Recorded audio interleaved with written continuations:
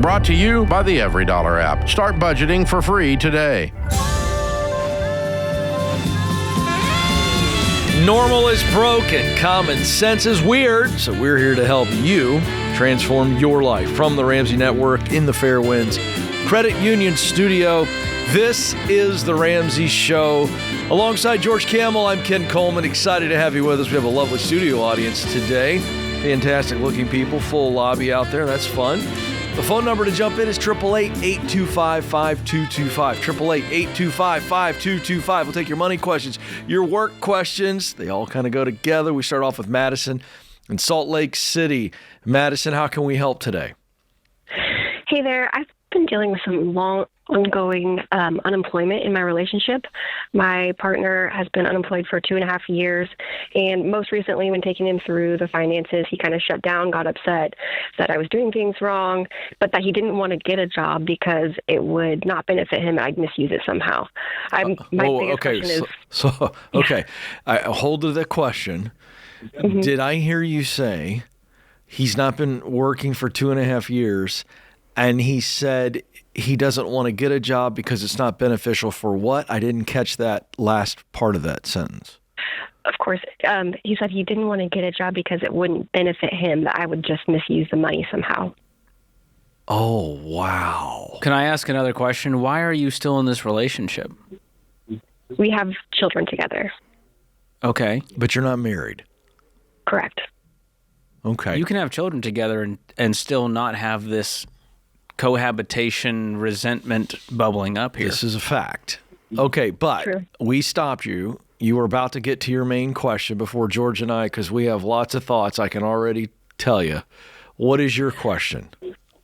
So my main question is, am I being financially abused? But I want to add a layer to that. Okay. So we did invest in an Airbnb, like remodel and rental together.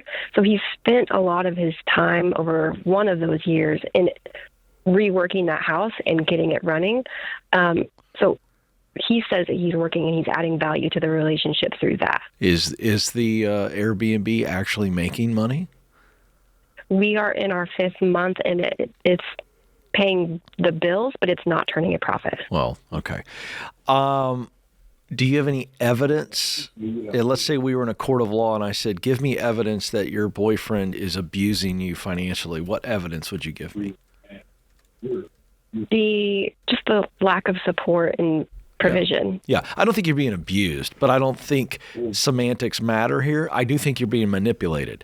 That statement you gave George and I to start off the call, where he looked at you with a straight face, presumably, and said with some sort of conviction that a job would not benefit him because you would misuse the money, is about as he turned it right around to you. As a case of manipulation I've ever seen. This guy is an absolutely broken human being, and that's not an insult. That's an actual diagnosis. I could insult him. I'm not going to, because I don't think it helps you. But he's broken. He's deeply broken. He's got to go get some help, and you can't give it to him. And I think he needs some boundaries. I really do. What would you suggest? I can't continue to support you financially. Yeah, we are not going to continue our relationship the way it is now. If you aren't going to support me and the children, if we aren't going to support these kids we've made, you're out. And here's what's easy. His response will be your decision. If he takes ownership and action, there's possible hope and repair for this relationship. And if he doesn't, if he plays the blame game, tries to guilt you, if he panics and gets defensive and makes it your problem, well, then you know. Yeah. You just confirmed all of your suspicions. Yeah. Let me flip it, if I might, Madison, just for a moment, okay? Let's say you had a girlfriend that was in this exact situation, and she told you over lunch or coffee what was going on. What would your advice to her be? Man, it's tough when you look at it from that perspective. It's definitely shocking. Like if it was your friend and they were asking you for help, you'd want them to be treated better, 100%. Yes, which is why I'm keeping you there. And what else would you tell her to do? Counseling. That was the first thing I would go to. Not a bad idea. And what would you tell her to do if the boyfriend or the husband wouldn't go to counseling? What would you tell her to do? She doesn't have to live that way. I 100% believe that biblically men should provide and protect. And if he's not able to do that, then she's not in a healthy relationship anymore. Yeah. And wouldn't you, after you left her, wouldn't you in the car wonder what else is going on behind the scenes or what might develop long term if he's doing this over money? What happens when the kids are older and there becomes major decisions? Like, wouldn't you think, man, there's a whole lot to this onion? Would you think something like that? Yes or no? Yeah, it definitely opens up a can of worms. Yeah, listen, I hope this works out for you, but yeah, you are headed towards abuse. And a professional might call it abuse. Neither one of us are mental health professionals, so I don't want to We can't diagnose it clinically. I don't want to label it that, but you are being manipulated and it's not okay. And so you need to take action right away. He needs very clear boundaries that this is not okay. You don't feel safe and you're not going to do this with the kids. And it's not a threat, by the way, because I can tell you somebody like this is going to go, are you threatening me? And you go, no, because see, a threat is what a bully does on the playground. This is not a threat. This is what's going to happen. And don't play the game. Don't get sucked into this. Because if he says something like that, he's trying to make you feel bad. No. It's not a threat. I'm telling you, we can't keep doing this. And so we go see somebody now. By the way, I'm the only one working, so I'll pay for it. But you could also point out to him in all this, and this is where I want to bring George in really quick, because there's some technical stuff to this that I know you can put some emotional language around. They aren't married. So he has no right to her money. I want you to bring in the technical aspect as if you were sitting with this couple going, hey, pal, Sparky, let me give you some realities. Well, yeah, this is cohabitation, and I don't know what the laws are in Utah about what his rights are and what he's protected and entitled to. But the longer you enable the irresponsibility, the worse this is going to get. Because here's what's happened. Your generosity has replaced his urgency. Because if you're hungry and you need to eat and no one's going to provide it, you go find some food, don't you? And he has no right to her money. None. Correct? Yeah, I mean, if this was in the court of law, they'd go, all right, there's going to be, you guys are going to figure out how to cover the children together, but he's on his own to figure it out. So one of the things you do right away is we're going to get counseling and we're separating finances. If there's anything you're sharing right now, I would stop that immediately so that he knows you're serious. Okay. And then I would say, put up or shut up. Not that way. This is us telling you, but he needs to go to counseling. And then we're going to find out from a professional whether or not he's willing to do the work. This is the ultimate. I love the advice you gave your friend. I think you're a good friend, Madison. I think you got a good head on your shoulders. And the reason I put you in that little exercise is sometimes it's very hard, and I appreciate you called George and I today. It's hard for us to give ourselves advice. But the advice you gave your friend is the advice for yourself. You know what to do, so go do it. And we're cheering you on. But this is not just about you anymore. This is about those kiddos. So 100%. Take care of you so that you can take care of them. That's the advice today. So sorry you're going through this. George, this is a reason why, 7,000th reason why, that you need to be married. So we've got full commitment. We know what we're getting into. Some skin in the game here. Yeah.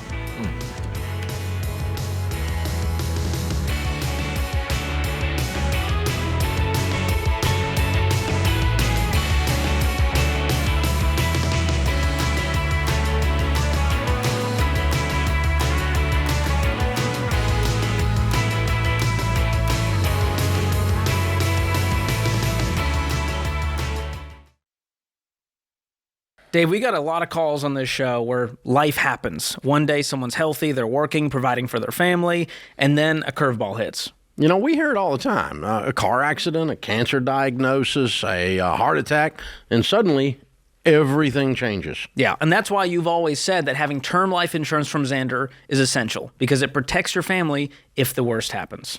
Yeah, that's right. You need 10 to 12 times your income in coverage. No gimmicks, no whole life junk, just straightforward term life protection. But there's another piece that people often overlook, and that's long-term disability insurance. Yeah, it's important to understand the difference between them.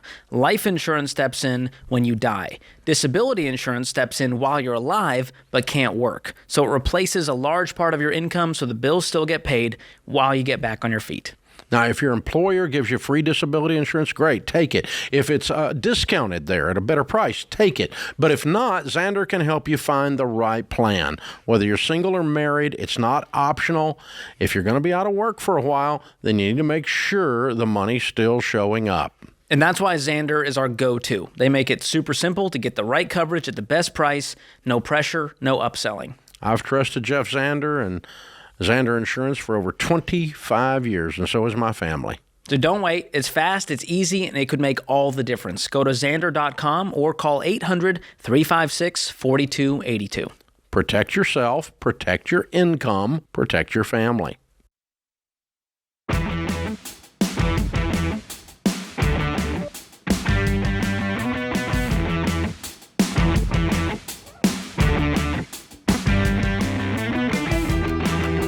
All right, we go to Toronto next, where Kate is waiting for us. Kate, how can we help today? Hi, thank you so much for taking my call. I'm pretty upset right now about the situation that we're going through. Okay. Basically, my husband borrowed money off the equity line on our house and put it into cryptocurrency. Ouch. I found out about it. I was not happy and asked him to sell it right away. How did that go? Well, he said that he would, and assured me that it would be, back in the bank account by Monday or Tuesday. But he was, he had the flu at the time, was not feeling great. I don't know if that's dog ate his homework. Okay. Yeah. Got it. Yeah, I don't know. But in any case, he accidentally pressed the sell short button instead of the sell button, apparently. And so after like 4 or 5 days and it hadn't showed up in the bank account, I asked him about it. And then he admitted to me that he accidentally pressed the wrong button and it had all been liquidated and it's gone. And where did it go? Apparently, crypto, the account just kept it. Okay, so I don't know. Well, selling short means he borrowed an asset he didn't own and he sold it at the current price, and then he becomes obligated to buy it back later, potentially at a higher price. So this is just gambling in the market, especially in the crypto world. It was already speculation, so it's like double gambling at this point, on top of the infidelity that he created by doing this behind your back. Right. So my question is there any way to get that money back, or is it just gone for good? Well, he'll be obligated to buy it back, and so I don't think that it's gone forever. And he needs to do his due diligence to figure out what he needs to do to get the money back. Yeah, I just do not know the answer because of him selling it short. Do you got anything on that? I don't know the ins and outs of what platform he's using in the wallet. Yeah, I'm on the phone with customer service, though. My guess is they got somebody, and I'm going, hey, this is what I did. But let's just pretend the mon's gone. How much money is gone? Because it's really added to the HELOC, so this debt. It's about $250,000. Okay. You buried the lead there, Kate. Oh, boy. I need a whole can of Tums for this one, James. This is like the whole can down the hatch. $250,000? Yes. Honestly, if James would have let us, we would be patching in this website right now and helping you out. God bless you. You need to be on the phone with them, not us. There's bottom line is 7 layers to this. There's so much here. He's like a degenerate gambler at that point. If he puts his entire house and family on the block to try to get rich quick with crypto. Oh. Yeah, it's very upsetting. And there's a lot he's not telling you. I'll tell you that. Yeah, I don't know what to believe. I'm not saying that he didn't hit a wrong button, but I'm saying that there's a few steps you have to take to do something that idiotic. And then say, oh, the money's gone, babe. I love Spicy George. I hate to tell you this, Kate, but I'm with George. I think you need to go sit with a therapist with me. You owe me this. You put $250,000 on the line here, and I have so many questions. And I'm with George. I find it hard to believe he pressed the wrong button. Now, the reason I give it a chance, George, and you know this because you're sitting next to the guy who, if someone was going to do that, it's me. Yeah, you would be liable to fat finger something, but not at $250,000. I would think I'd slow down long enough to make sure I hit the right button. Yeah. But I'm saying there's a chance. I don't want to call him a liar, but boy, my BS meter is just singing right now. It's just like, I don't know what's worse, if he didn't know what he was doing or if he knew what he was doing. Both are frightening scenarios. And either way, we got to approach it the same way, right? Whether he hit the wrong button in a bonehead move or he didn't, we still have to solve the problem that he did this without your knowledge and he didn't sell it when you told him to. There's two major gates of trust that he walked through with you. And I'm looking this up to try to help you ask the right questions to him. What do you got? So here's some questions to ask him to confirm today. Are all positions closed? That's number one. Number two, is there any remaining margin exposure? Number three, is this $250K a realized loss, meaning it actually happens, or is some of it still in flux? And then, what exactly is owed right now? Who is the lender? What's the interest rate? What are the repayment terms? Yeah. What are the risks here? Can we do this to give you more assurance, Kate? George, can you get that to Christian? Yes, we'll email you. Christian, you can email her this because here's what I actually want Kate to do. I want Kate to get on the phone with the crypto company. And he needs to provide you with screenshots of everything he has. And if he can't do that, I don't know that there's a lot of hope for you two, because this is a symptom of something much deeper and darker. But let's hope, Kate, he's telling the truth. And you can take these questions from George. Christian will get them to you. And you are getting on the phone now. You are the private investigator. And if he's nothing to hide, he's got no problem with this. But we can get on the phone with this company and go, hey, my husband says he hit the sell short button. I got some questions. Okay? It's the best we can do. But this is a relationship problem, not a crypto problem. Yeah. Are you guys doing well financially otherwise? Yes. Yeah, we are. What's your household income? Still, he brings in about $300,000 a year. Okay. And are you working outside the home? Not currently. No, I used to work as a nurse, but I've been staying home with the kids. All right. And how much debt do you guys currently have? Well, that's the other thing that we don't agree on. We have a lot of debt. We have 6 different properties, 4 of which are rental properties. 1 is a vacation house, and then we still have a mortgage on our own house. Okay. And even though he makes good money, it's just all going to pay these mortgages every month. Well, here's the fun homework he gets to do as a way to rebuild some trust. He's going to start selling off these properties like hotcakes to pay off all of this debt. Yeah. Now. Well, that's my other question. That's like a now thing. Is that the best thing to do? Because he's wanting to take money out of one of his retirement accounts. No, this guy should not be taking money out of anywhere. Yeah. I don't know who's paying him $300,000. I wouldn't hire this guy to flip a burger at this point. He's like a reckless gambler with you all's money. Yeah, he needs to go to Gamblers Anonymous, because every single thing he's doing is going, what other shortcut can I take that will put my entire family at risk? It's really true, George. You know, Kate, here's what's going on. And I think you got to bring this up to him. And certainly with a therapist in the room is what I'm going to suggest here. But George, here's what I'm seeing. This is a guy who's actually making really good money, $300,000. And this is a guy that at some point has gone out and created a professional amount of credibility, and he's getting paid well and can become wealthy off of $300,000 without taking any of these risks. Yet he wants to get rich quick. I think you nailed it. Right. And I mean this, Kate, and I'm not beating up on him. I'm saying he's got something in him that a professional can identify to go, why is a guy with $300,000 taking big bets? Saying this isn't enough, I need more, and I need it now. 6 properties is massive exposure, massive risk. Yeah. So yes, back to your question that you asked George, I'm jumping in here to say, yes, it's the right move because theoretically you have some equity in those. And if you don't have any equity, at least we get rid of the risk and lower the mortgage. Get that out of your life, because now we have a $250,000 debt we didn't have a week ago or whatever it is. So yes, it's the right strategy. Sell every one of them until this guy gets healed from this Okay. appetite for the home run. There's an addiction here that scares me. And there's Yeah. 3 stooges of wealth building, Kate, and it's fear, greed, and pride.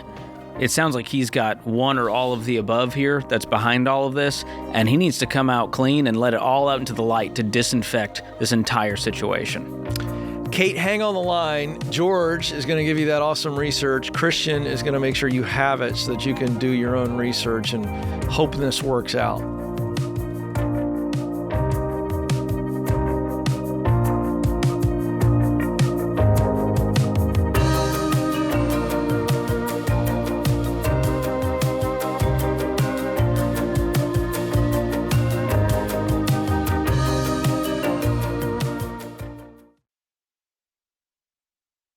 You've worked too hard to get control of your money just to let strangers control your data. Think about it. Just about every time you sign up for a newsletter, grab a coupon code, or start a free trial, your personal info, like your name, email address, phone number, and more, gets scooped up and sold by data brokers.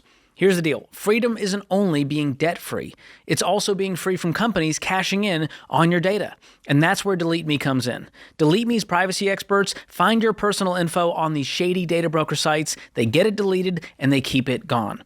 It's like having a digital cleanup crew that scrubs your online life. So you get way fewer of those spam calls, creepy texts, and scam emails that make you wonder how they even found you.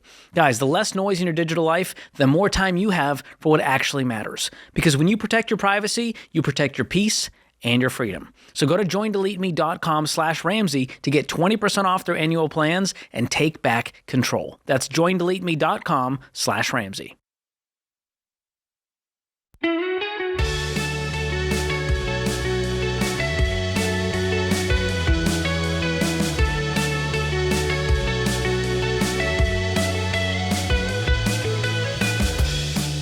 All right, JD's up next in Las Vegas. JD, how can we help today?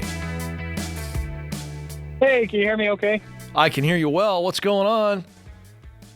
Oh, not much. So I just started listening to the show yesterday, and the situation I'm in, I just feel really stuck, and I don't even know where to begin. Okay. What is making you feel stuck? I guess I just have a lot of payments that I am responsible for, and I owe $31,000. It's a 28% loan on a $25,000 truck. I owe $16,000 on an RV that's worth maybe $7,000. And I'm willing to sell all this stuff, but Great. I wouldn't be able to get a personal loan to make up the difference. Okay. Well, here's the good news. You came to the right place. George is going to walk you through this, but you need to have this mindset as he walks you through this. You're actually not stuck. You're not stuck. You're just in a really rotten place that you put yourself in, and you got into it way easier than it's going to be to get out, but you're not stuck. You got to hold on to that. You got me? I got you. All right, George, prove it to him. How does he get unstuck in his mind? Well, let's look at the math of this and then figure out, the easiest way out. Because it might be a solvable problem with your current money, or might need to go, sell a bunch of stuff and go get 3 more jobs. So tell us about your financial picture. How much are you making right now? I'm making between $60,000 and $80,000 a year. I'm taking home about 44, well, maybe a little less. It kind of fluctuates. $4,400 every month. What do you do for a living? I drive truck. Okay. And what is your rent? My mom owns the house, and the mortgage payment is $850, and I give her $900, and I'm also responsible for the water bill. Okay, that's a so very about reasonable rent as far as your income goes. I see on the screen here it says you're behind on the rent. Why is that? I think just one thing after another. I pay 1 month's rent, and then by the time I pay it, it's another month is due immediately, and I just feel like I can't get caught up. No, where's the other $3,600 going that isn't rent? $900 for that truck payment that I mentioned, and then Okay. my $500 for insurance, which is a little ridiculous, but. All right, so we'll clear $1,400 just getting rid of this truck. Yeah, A month. ideally, that's what I want to do. I tried to refinance it, couldn't do that, and I won't be able to sell it because I don't have $6,000 to pay off the difference.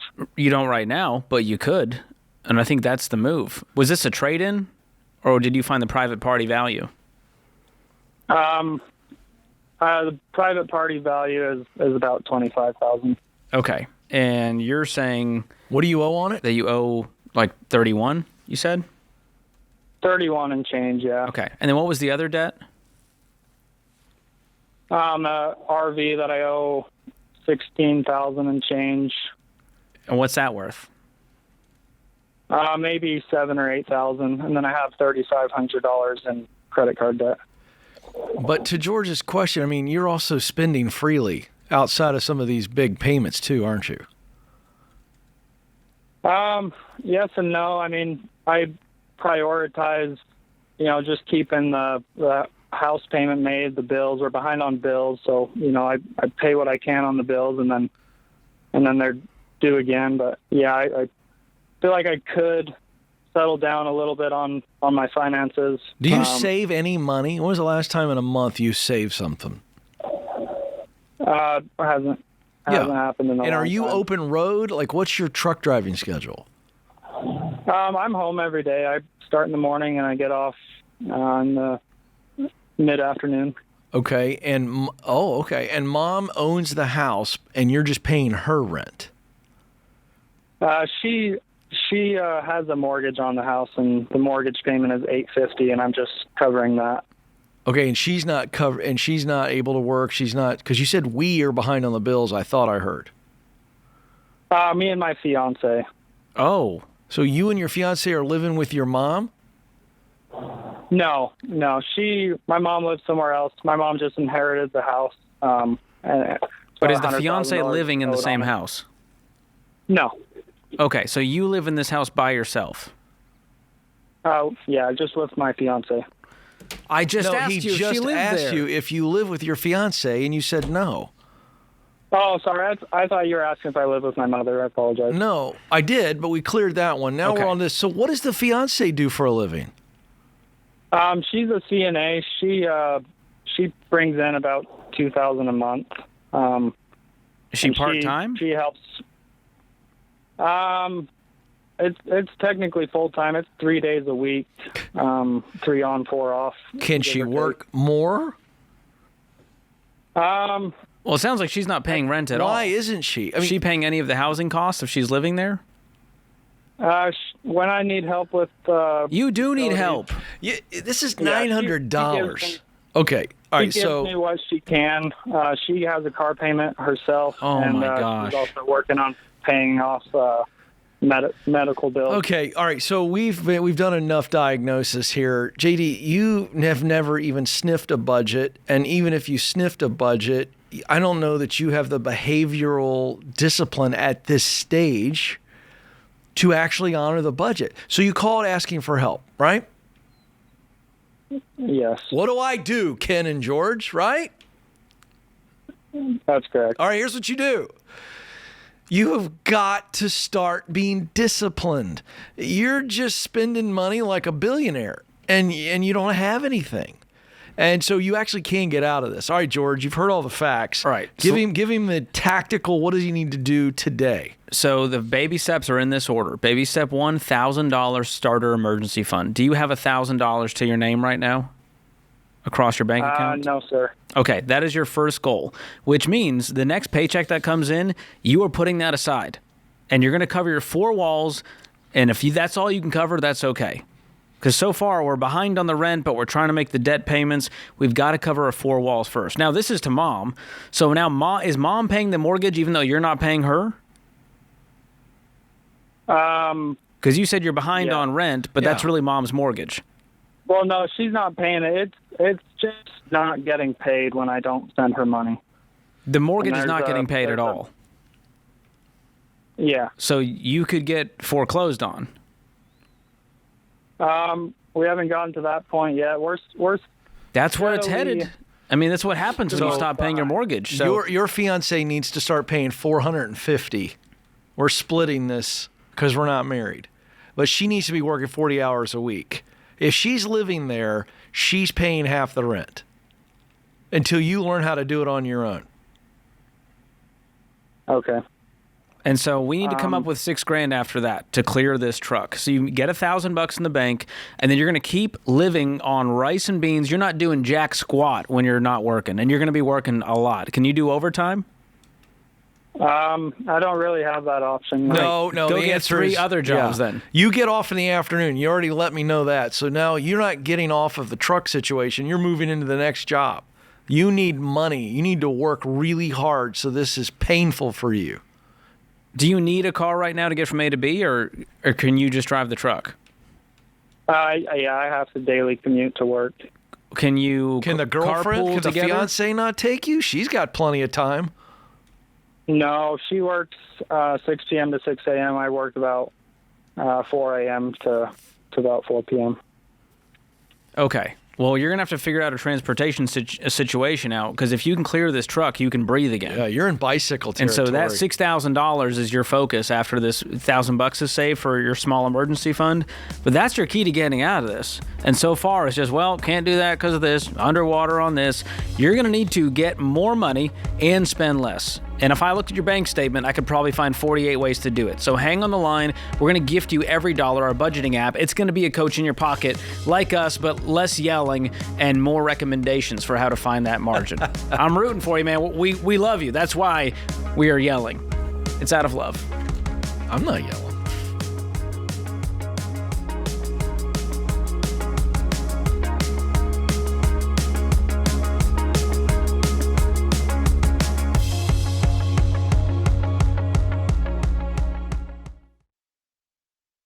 Running a business is hard work. You're the CEO, the accountant, and the sales team. You don't have time to moonlight as your own benefits department. That's where Health Trust Financial helps. In fact, health insurance is one of the biggest and most confusing line items in your budget. And most of you are overpaying because you're stuck figuring it out alone. You don't have time to figure out all the fine print about networks and deductibles. My friends at Health Trust Financial have been helping Ramsey listeners for over 20 years. Their focus is simplifying health insurance and serving people with empathy. No pressure, no games. They give you clear, unbiased advice that fits your life and your budget. Most of their clients save hundreds of dollars every month. That's real money you can put back in your business or into the baby steps. So stop wasting your time, your energy, and your money. You run the business. Let Health Trust Financial handle finding the right health insurance. Go to healthtrustfinancial.com today. That's healthtrustfinancial.com.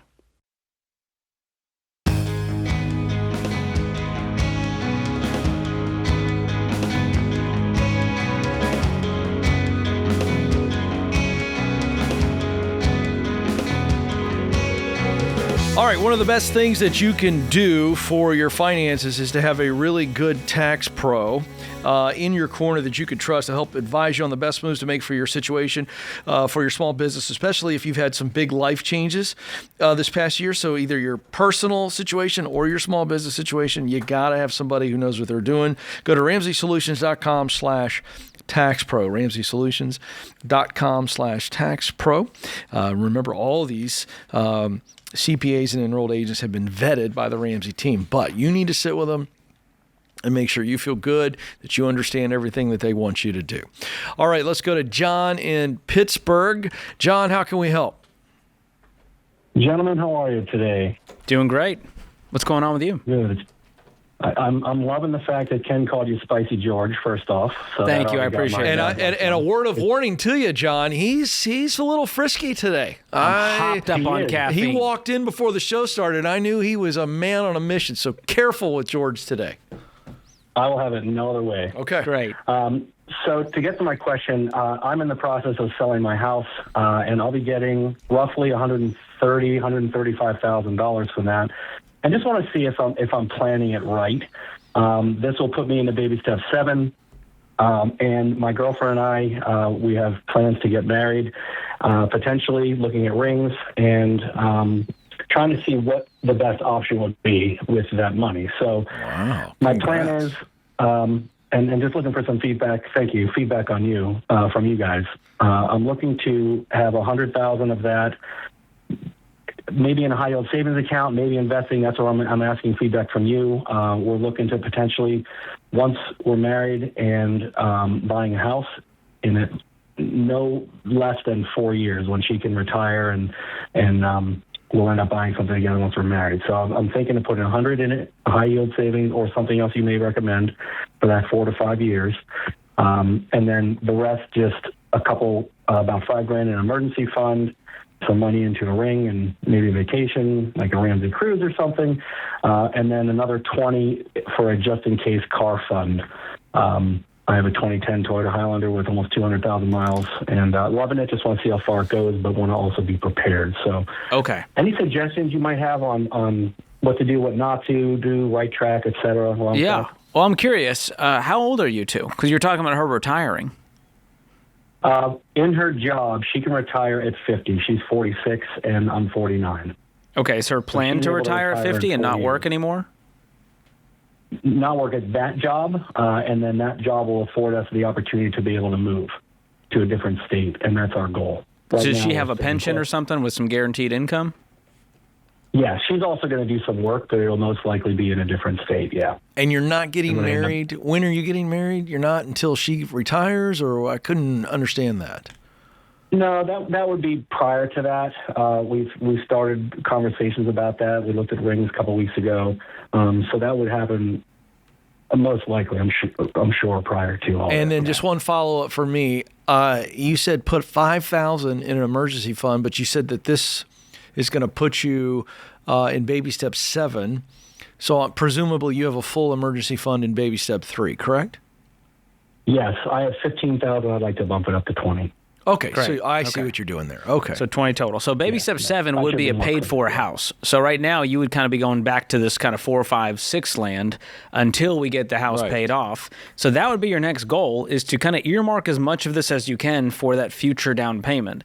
Now, if it's going to be guaranteed, hey, this is 5+ years out, you could invest the money in, index funds in a brokerage account. My gut says you guys will want a place of your own once you're married before that.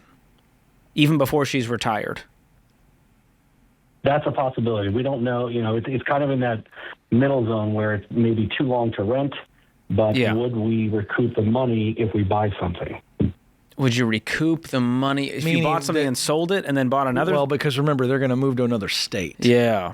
Well, if you're going to have the house for at least a few years, it could be a good buy, but it may just be worth renting for the peace of mind knowing this is very temporary.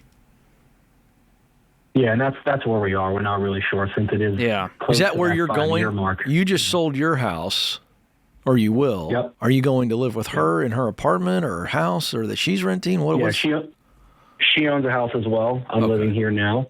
And then she may or may not sell her house here shortly, depending on how it goes. And that's where we're thinking, well, would we go in and buy a house? Obviously, we're not going to do it under both names. Unless or until we're married. But do we buy another house? I mean, I would just live with her once you guys are married. Years. That's the easier solution.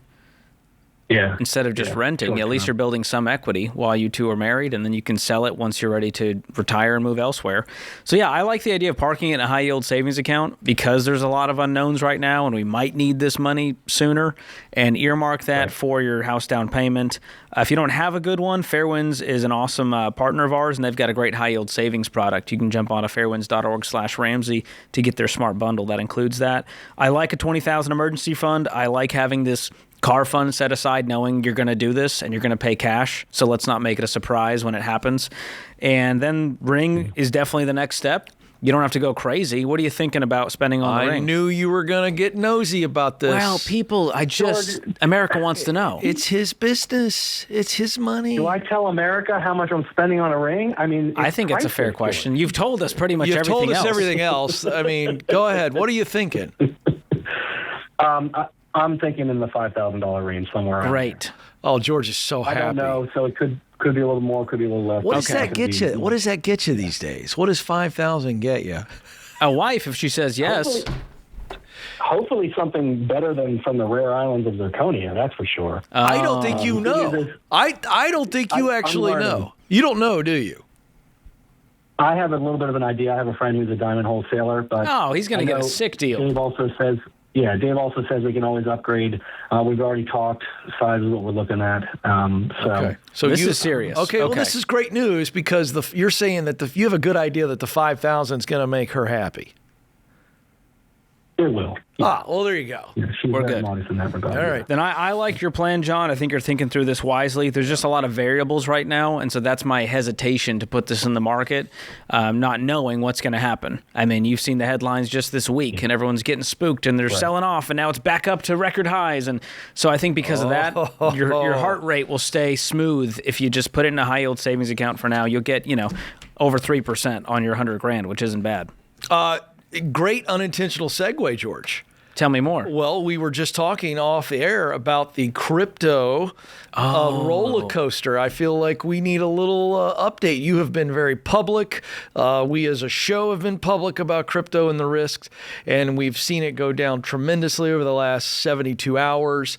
Looks like it may be stabilizing a little bit today, but who knows? What say you, George? This is your chance to crow a little bit. Well, I'm not here to say the "I told you so" because that's not exciting. I think that's America would like to hear that. I'm not going to do it, even though I did tell you so. But here's the thing you got to understand. Bitcoin went over $100,000, and everyone's going, see, you Ramsey guys, you missed out. You told people not to. And people were reaching out to me on social saying, yeah, you Ken Coleman and Dave Ramsey, you guys don't have a clue. Yeah. And then it was at 82. Boy. And then all of a sudden, it was down to $60,000 for a Bitcoin. Yesterday. And now it's back up to 70. Yeah. And who knows where it's going to go from here? Nobody knows. All I know is this. The stock market, the S&P 500, is 500 actual companies producing real products and services that have real revenue, and there's shareholders that are trying to increase the value. That's what we're all rooting for. And Bitcoin has no true utility. It's not really based on anything except hype and us saying, this is the future, so we should all put our money there. And then you get a bunch of bros who get spooked and they start selling it off like hotcakes, tanking the value. And this is the problem with speculation. You place the bet, and it's the roulette table. And so it's the reason I don't own any Bitcoin, because I'm already an anxious guy.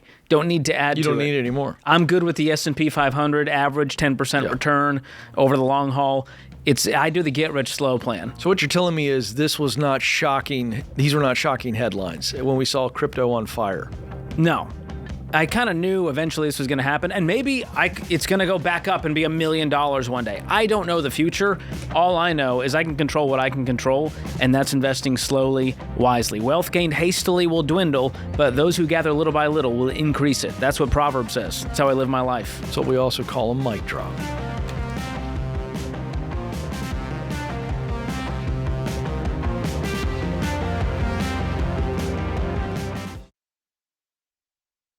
If debt collectors won't stop calling and you feel like you're drowning, you don't need another company selling debt relief dreams. You need real-world help, and that's why I recommend Guardian Litigation Group. Guardian's not a call center. They're actual attorneys who can step into the courtroom and fight back when creditors try to sue you. Now look, debt settlement isn't pretty. I'd still rather have you get out of debt the old-fashioned way. But if you're facing bankruptcy and need a way to stop the bleeding, Guardian gives you a path forward. And they don't charge a dime up front. Guardian's attorneys have helped over 55,000 people across the country settle more than $600 million in debt. They'll help you stop living in fear every time the phone rings and take back control of your life. Go to guardianlit.com/Ramsey. That's guardianlit.com/Ramsey. Attorney advertising. Results may vary and no specific outcome is guaranteed.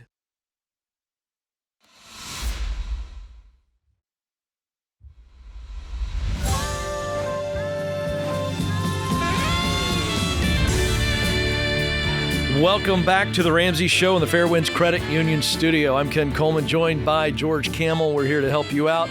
You got money questions, you got professional money-making questions. Those work questions, we're here to help on those as well. 888-825-5225 is the number. 888-825-5225. All right. Boy, here we go. Am I hooked on phonics? I always enjoy these. Alita, I believe, is who we're going to in Fayetteville, Arkansas. Tell me I'm right, Alita, please. You are right. Thank you, Mr. Coleman and Mr. Kamel. Hey. Thank you for taking my call. You bet, but no more Mister. It makes us feel old. We won't allow it. Yeah, Ken's already old, so he doesn't need a reminder. Well, old compared to you. Compared to most people. Yeah, that's right. All right, Alita, how can we help? So I've had trouble finding a job in the last 10 years. Ken, I've been looking into your work, and I started your book, The Proximity Principle, and I realized I've been playing the slot machine a lot. But I have a lot of skills in events, and then in 2018, I was certified as a butler, hoping that would make me specialized to get a job, and I just feel like I am running on the wheel to nowhere. What are you doing right now for a living? So I am a Canadian who is currently in the States, so I have talked to so many different places that place butlers, and a lot of them in the States, at least, are saying, I need your green card so we can help you with the immigration side. And that's so what you I'm don't have your green card? I don't. And even in Canada, they just don't pay as well, and the cost of living is ridiculous. So I'm like, well, let's do the States, and it's a better opportunities. But okay, so even though you have got the certification as a butler, and that's what you really want to do, to be a butler? Yes. Or a personal assistant, executive assistant, up in that field. Okay, well, those are two different things. And I must tell you, did you ever watch Downton Abbey? Yes. Okay. Yes. Love the butler. All right. So when you say butler, that's what I'm thinking. I want to make sure I'm on the same wavelength. Is that what you're talking about?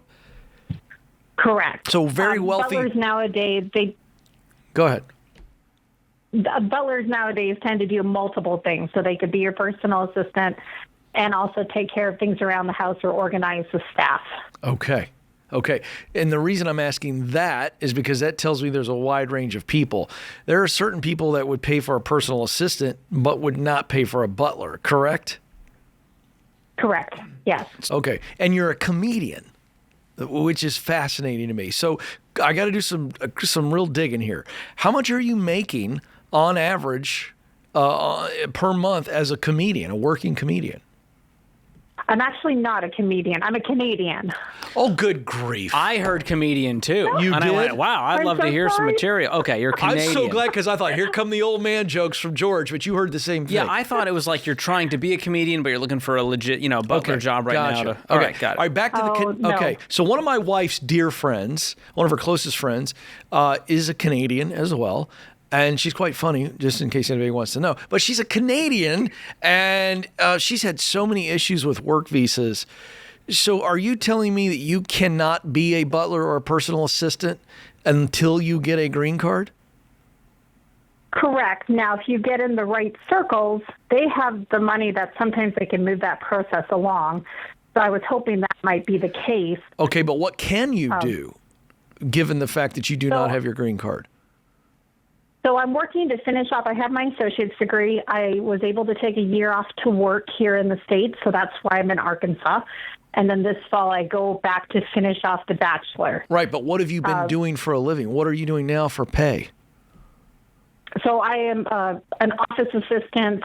I work in a hangar for a company that fixes airplanes and helicopters. And there's no issue with, I guess you're here on a work visa? Correct. Yeah, you can do a work visa, and I specialized in business is what I figured I would take to encompass my event. I love doing events and banquets, and then the butler. So I decided to go for a business major. Okay. All right. So a lot going on here. So my advice is somewhat limited if there are limited things that we can do. So it looks like you can do what you're doing now. So A1 is to get the green card. That's the priority while we're doing these other jobs. And it sounds like you've done this, but you're not a typical person who calls me and says, Ken, I'm having a hard time getting a job. You have a limited scope. But the question is, could you be in? Go ahead. Yeah, the question for you is, because you say it's not what you know, it's who you know, 100%. and using those people. 100%. Well, But that's assuming you have the legal ability to work too. And so there's a different issue here as a Right. prerequisite, which is they can't hire you. And I truly don't think even a high net worth household is going to go, you know what, we just like you so much. We're going to go through all of this hassle, pay extra, hope that months and months of immigration lawyers can solve this. I just don't think they're going to deal with that. I agree. They're looking to have to deal with less No. things. That's why they're hiring you. Right. So, And it is a challenge for sure. And the guy I'm working for currently, he told me, nope, let's go for your green card, which was a 24-month wait. But we're in the month 19, and he hasn't even started. Right. The last guy, he's like, let's do it. 6 months later, he's like, Right. I can't do it. okay, you just gave anecdotal evidence to George's opinion.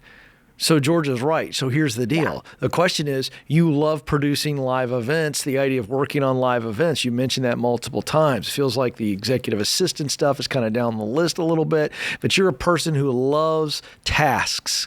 You like ideation, making the idea a reality. Sound right? Yes or no? Yes. Okay, so here's the deal. The question is, does the green card prohibit you from doing that type of work? For instance, Ramsey Solutions has, 5, 6, 7 event producers that are full-time employees here, right? Could you be an executive assistant without a green card?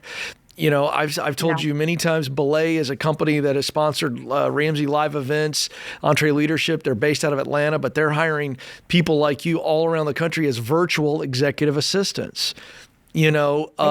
Who are the, if I'm sitting with you today in Arkansas, I'm going, tell me the top 5 event companies or companies that are putting on some type of corporate event or civic events, or who's doing what you want to do in your area. And that's where we start. Have you made that list? I've written down a few of them. Like some of them are hotels. I did put my name into the White House. Haven't been called up yet, so we're waiting on that one. No, but that's the lottery that you mentioned. That's exactly what you heard me write about in proximity principle. I'm saying no. Who are the top 5 event producers? What venues have the most amount of events in Fayetteville, Arkansas? That's where we start, and then we ask the next question: who do I know that works at one of those 5 places? This is like a little Excel spreadsheet. Or you can do it on a piece of paper if you're old school like me, right? So we start writing it out. We go, oh, I know Lynn who works over there. So I call Lynn up. I go, Lynn, here's my situation. First of all, what's going on over there? What positions do they have? So we get it direct from Lynn. We're not going through a website and filling out an application that might as well be spitting in the wind, riding down in a convertible on the interstate. It's just, nothing's happening. Okay, so let's just methodically go through what I write about in the proximity principle. This is not difficult to do, actually. You just got to show up. Okay. And the old match game when you played when you were a kid, we're just going to keep this exercise up. And if it's nothing in Fayetteville, we start looking outside of Fayetteville. The other thing you might want to do is let's get serious about maybe a relationship, George. That's how you get that green card. That's one way to do it. One way.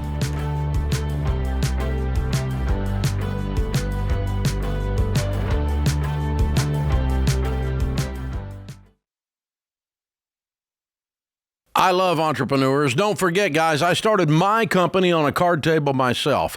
So I know what it's like to have people counting on you, your team, your family, not to mention your customers. And when you're the one signing the paychecks, you can't afford to fly blind. But I'll be honest, early on, one thing that nearly sunk us was wasting time with spreadsheets that didn't add up because business units didn't talk to each other. I finally told my team, just fix it. And they did. We got NetSuite. That was years ago, and we've never looked back. See, NetSuite isn't just for tech giants. It's built for growing businesses like yours.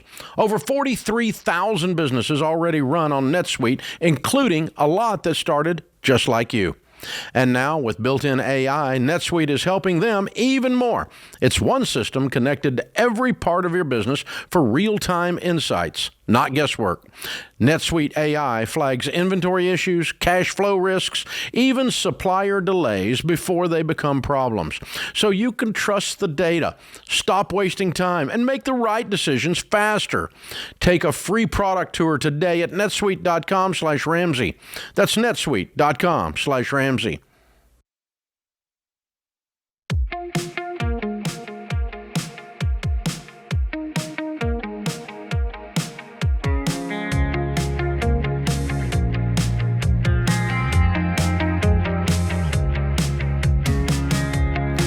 right, let's go to Rachel in New York City. Rachel, how can we help? Hi, Ken and George. Thank you for having me on. My husband and I, we've been talking about having a second child. I want to know, how can we balance financial readiness, mental health, and lifestyle priorities when deciding to have another baby? Okay, that's a very interesting list. Did I hear? Run through those again, because I heard commas between all of those. Is that fair? Yes. Okay, so what was the first one? Was it financial readiness? Financial readiness. Mental health. Mental health, and the third is lifestyle priorities. And that's all in context of how to balance those things when deciding to have another child? Yes. Yeah. So okay. Well, you have a child now, so Yeah. you know a lot of that is out the window. well, the mental health is not. The financial readiness. I mean, George is not sure you can have mental health. The financial while having readiness two. is the one that I can help you control. Yeah. Your lifestyle, I don't have a life. I go home and I'm in dad mode until, I go to bed. And so that's my question mark is, what are your lifestyle priorities? Sure. So we had our first child in 2022. She'll be turning 2 this May. I unfortunately did suffer from terrible postpartum depression, and I'm only just recently, starting to feel like myself again. Oh, yeah, it can take a long, long time. That's tough. Yeah. In terms of finances, end of 2025, my husband and I, we made $225,000 gross. Our average take-home pay is about $10,000 a month. With just one child, we are living comfortably. At the end of the month, we're usually left over with a little over $600 in excess that we're currently putting towards retirement, in addition to what we're already contributing. Part of me is nervous to go through postpartum again, but I know I'm just going to miss the financial flexibility that we currently have. Well, where you said you're investing, how much are you currently investing as a percentage of your income? I do think it's a little more than the 15% that you guys recommend. My husband, he gets about $400 or $500 taken out of his paycheck automatically in a 457, and that's dependent on his income because he has overtime. His income fluctuates. Do you guys have any debt? No, we're debt free. Okay, that's fantastic. And you've got savings? We got savings, yes. So financial readiness is there. It's there. That's why I was going to dig in. So, my concern about the financial readiness is when we have to expand, let's say, our current living situation. So we live in a 2-bedroom right now in New York City. If we have a second and the second is same gender as our first, I don't mind staying in the 2-bedroom, but eventually when we have to upgrade to a 3, that's where I'm a little concerned. We're lucky that our rent is currently pretty low. What is it? I'm curious in New York City. $1,600 for a 2-bedroom. Why the? I have 2 boys and a girl. So why the need if it's a different sex to have different rooms? They're still babies. For a while, they're just. I mean, in the beginning, yes, I agree they could share a room, but eventually when we need to move out. But how many years would that be? It could be 3 years from now. Right. See, that's why I'm asking you that. Like, what's your? And I'm not trying to talk you out of your decision. I'm just saying, how many years before you think you would need to have them in separate rooms? No, the 3-year mark would probably be where I'm thinking. Great. So again, cross that bridge when we get there. Yeah, and then what financial gains are you going to make over that time? Okay. My question is more on the health side of things, and I just don't know enough. So, is it how much of it is chemical? In other words, I just don't know enough. So it may sound silly, but the postpartum, how much of that is chemical in the body versus is it all mental and emotional? And did you get the tools? To recover to where you feel like do you have a mental health professional who's guiding you through this and giving you advice on this? That's something I would want to know. Yeah, so I actually didn't get any sort of help when I was going through postpartum depression. Yeah. I was kind of just doing everything on my own. So we'll Bless you. prioritize that this time, right? Now that you know, you're going to go, we're going to do all the things we can do, and we're going to shift our money towards making sure that we have the help that you need. Yeah. That would be the conversation Hey, in, Rachel, in our house. I'm hearing the emotion in you. You worked, you struggled, and you just now came up for air recently, right? I did. Oh, listen, can I just tell you? I think before I would decide to have another child, I would go talk to a mental health professional and your doctor and go, hey, what are the chances that with baby number 2 that I have a similar experience? I just don't know the answer. I think you need to know the answer. The second thing I would ask is it something we can treat with medicine? How much of this is chemical where medicine can deal with that? Or how much of it is I need a really good therapist that if I go through this, that I've got a therapist ahead of time giving me some tools and helping me with this, and someone who's going to walk through it with me this time and not go by myself. If I were your brother, I would say, hey, Rachel, do this before you guys make the decision to start trying again. Okay. Because you don't need to do this alone. So you obviously, your heart wants a baby, but you really sitting here right now. And by the way, I don't blame you. You have real questions about whether or not you could do it again. Yeah? Yeah. Okay, then. So I think George has done a great job of saying financially you guys are fine. But I think the real crux of this question is, hey, you are amazing. You're Superwoman that you did this without medical help, right? Yeah. I don't know how I did it. To be I don't honest. know either. I don't know either because I can't even begin to understand what it does. And there's millions of women that are listening to this right now. They're nodding their head going, I see you, girl. They see you. They've been through it. We have no clue, but I do know this. It's not just for you, but you are first and foremost that you take care of yourself because you know how that's affecting your baby, how it's affecting your husband. And so it's about you first, but then it's also about them. So in making a decision like this, you got to go in fully equipped this time. And my hope is that it doesn't happen at all. But I just don't know what the medical percentages are. And I think you need to know, don't you? Yeah. As you talk to us today, you're not fully equipped. So, so you can't make a decision on that. Now, George, is like, hey, financially, you guys are fine. But the rest of this is really predicated on you and your past experience and what professionals can do to help you. Okay. So, hey, you got some appointments to make, don't you? Yeah. You know what? I think there's some community groups probably in New York of women that are struggling with it now or have gone through it and you just came out of it. How about getting involved in one of those? Yeah? Sounds like an idea. Yeah. Come on. Yeah? Okay. So, I imagine, just raising a baby in New York is already tough enough. Oh, sure. And so you guys are doing a great job. You have an amazing income. You've stayed out of debt. You've got low rent, which means you have flexibility in your expenses. You talked about lifestyle priorities. There's, $6, $7, $8 grand here that we can play with and, do what you need to do to take care of yourself. But I think there's wiggle room here as well. And I don't think you're going to go, we're so tight every single month. Rachel, I want to hear what George just said. George, you're right. You've got money to spend on a therapist or a doctor to help figure this out. Okay? Mm-hmm. All right? You're amazing. Thank you, guys. You're Thank amazing, you guys. but no more white knuckling through this, all right?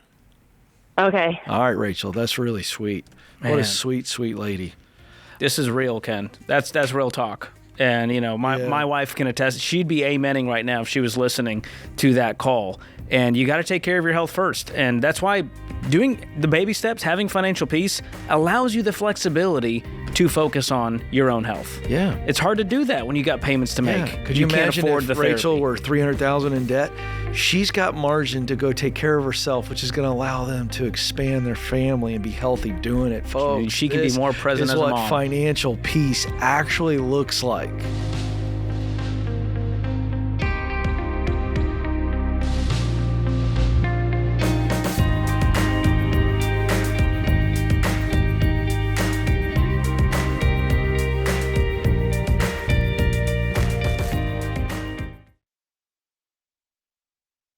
If you're looking for a more budget-friendly way to save on medical costs and stay true to your values, Christian Healthcare Ministries is a great option to think about. CHM is not health insurance. It's a health cost-sharing ministry, a biblical, community-based way for Christians to share each other's medical bills. That means no enrollment deadlines, and you can choose any doctor or hospital you want. That kind of freedom is big, especially if you're self-employed, between jobs, or you just need something that fits your budget better. CHM has been around for decades, faithfully serving the Christian community. And many members save hundreds of dollars a month compared to traditional health insurance.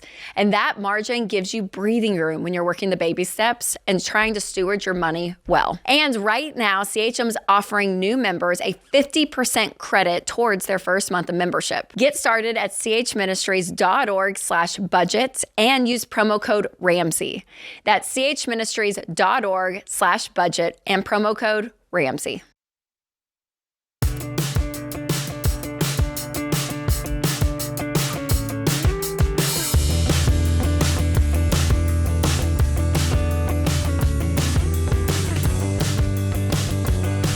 Today's question of the day is brought to you by Why Refi. Defaulted private student loans do not fix themselves, but they can be fixed. Why Refi helps you by refinancing defaulted private student loans into a low fixed rate payment that fits your budget so you can clean up the mess and move forward with the plan. Visit yrefy.com/Ramsey. That's yrefy.com/Ramsey. It may not be available in all states. Today's question comes from Brody in Washington, D.C.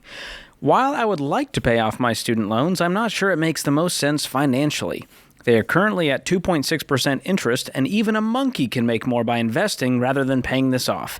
I owe almost $100,000 on my medical degree debt.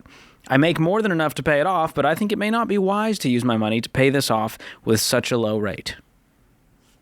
This is classic. Well, you know what a monkey can't do? Go $100,000 into student loan debt. So we can't be comparing ourselves to monkeys. Yeah, like take it easy on the monkeys. All monkeys are debt free. Yeah. We'll start there.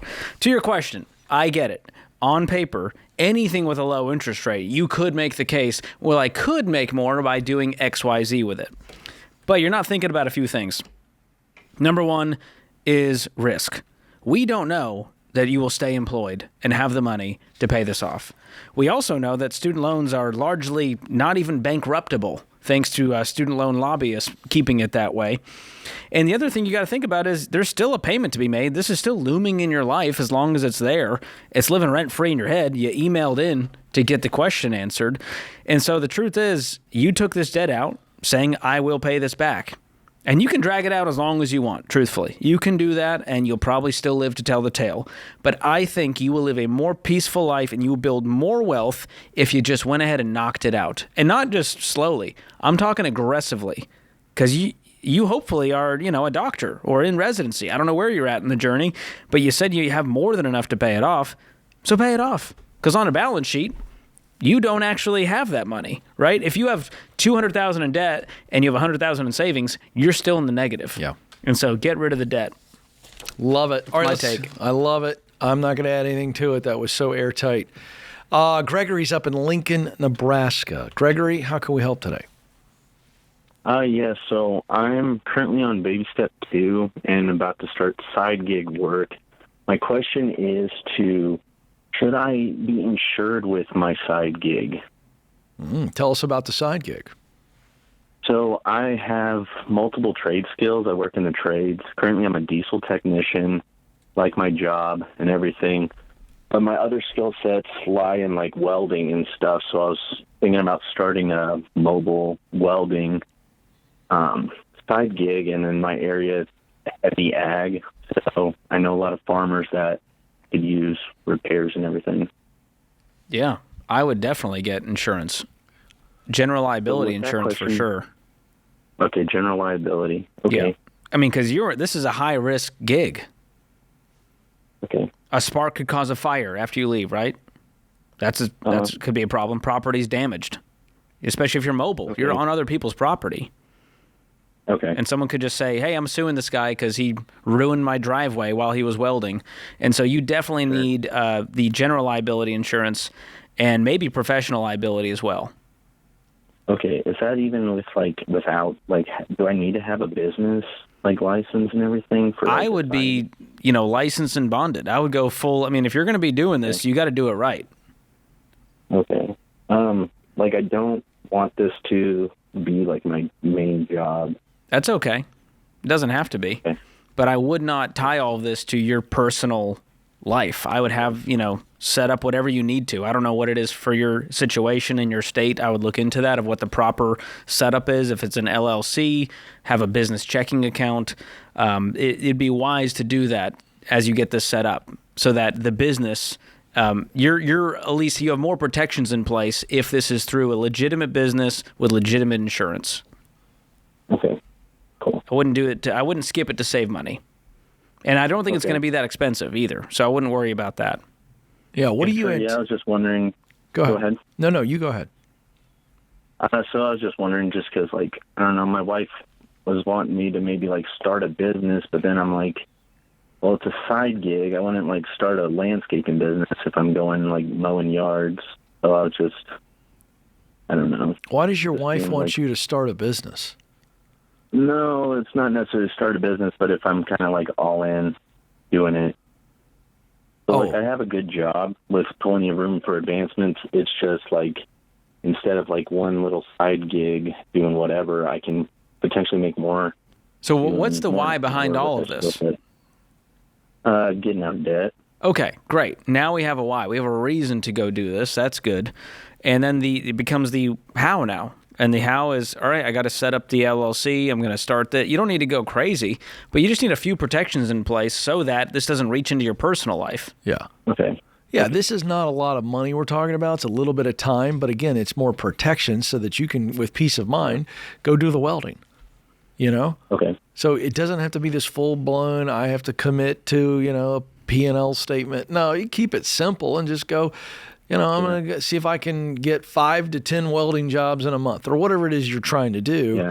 That's the idea. But this is all about just making sure that if something were to happen, that you're protected. Okay. Yeah. Appreciate it. And I love by the way, love the spunk. I love this. More people should be doing this, that you're willing to go out and do this. In fact, real quick before we let you go, how much debt do you guys have? What's the total? Including the house, it's a little over $101,000. Take the mortgage out. How much do you have? 17, a little over 17,000. What do you anticipate making as a welder on the side? I'm just trying to do another 2,000 a month. Fantastic. On top of what right now I'm between harvest and planting, so there's no real general overtime. And I also don't want to do this forever, so that way. So if you made an additional $2,000 a month welding, how much are you guys out of your current income and budget putting towards debt? That $17,000.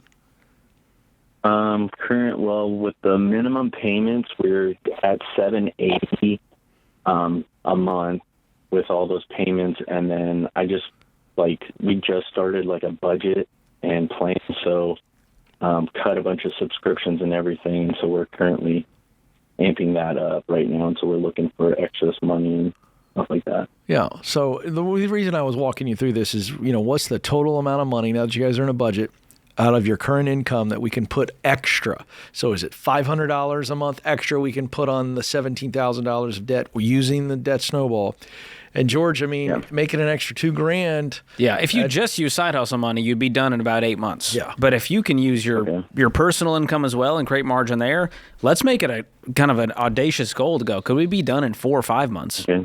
With our current income plus the side hustle money, that will really fuel the fire here, no pun intended, as you begin this mobile welding business. And while we're cheering you on and pumping you up and, saying, hey, do this, I'd keep the side hustle going and knock out baby step 3.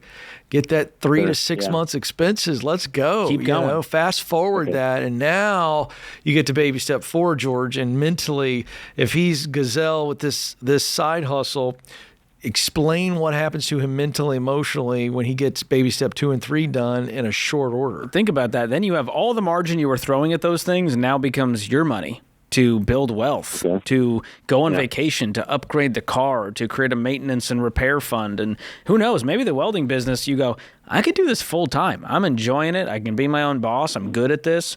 I could scale this thing. And you'll have that kind of flexibility once you're debt free with the emergency fund. All right, let's have some fun with that one, George. All right, let's say he does everything you just described, and you realize, wait a second, I think I can make somewhere, I'm going to keep our easy round number, $50,000 again next year, but I hire a couple buddies, blah, blah, blah, blah, pay them. Where's that extra 50? How does that fit into investing and really start to compound? Well, now it's, all right, I'm investing 15%. I'm going to knock out the mortgage, which you guys don't have a huge mortgage. We can knock that out in a few years.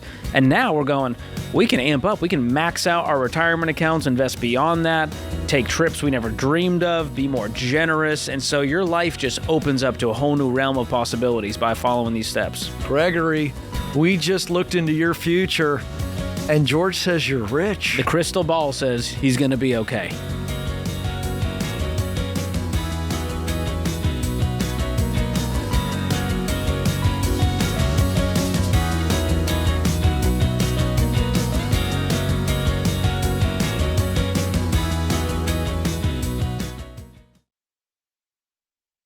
After the holidays, a lot of people start feeling budget pressure. And it's a wake-up call to get intentional. So listen, don't fall for buy now, pay later cell phone plans that drag you back into debt. Boost Mobile keeps it simple with no contracts and no nonsense. Keep the phone you already own and pay just $25 a month forever for unlimited data, talk, and text. That's real long-term value and real peace of mind. So budget like you mean it and go to boostmobile.com/Ramsey today to make the switch. That's boostmobile.com/Ramsey. Restrictions apply. See boostmobile.com/Ramsey for details.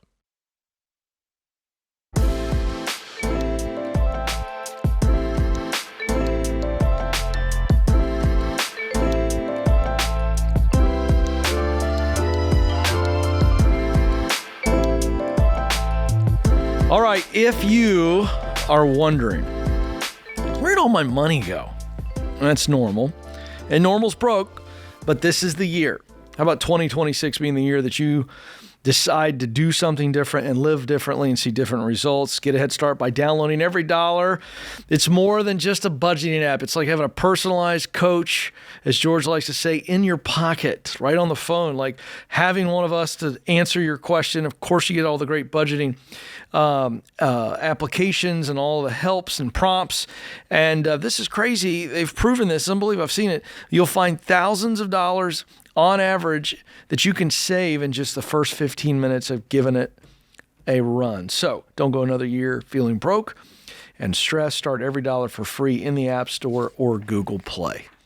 All right, let's go to John in Los Angeles. John, how can we help? Hey, gentlemen. Thanks for having me on. Sure. What's going on today?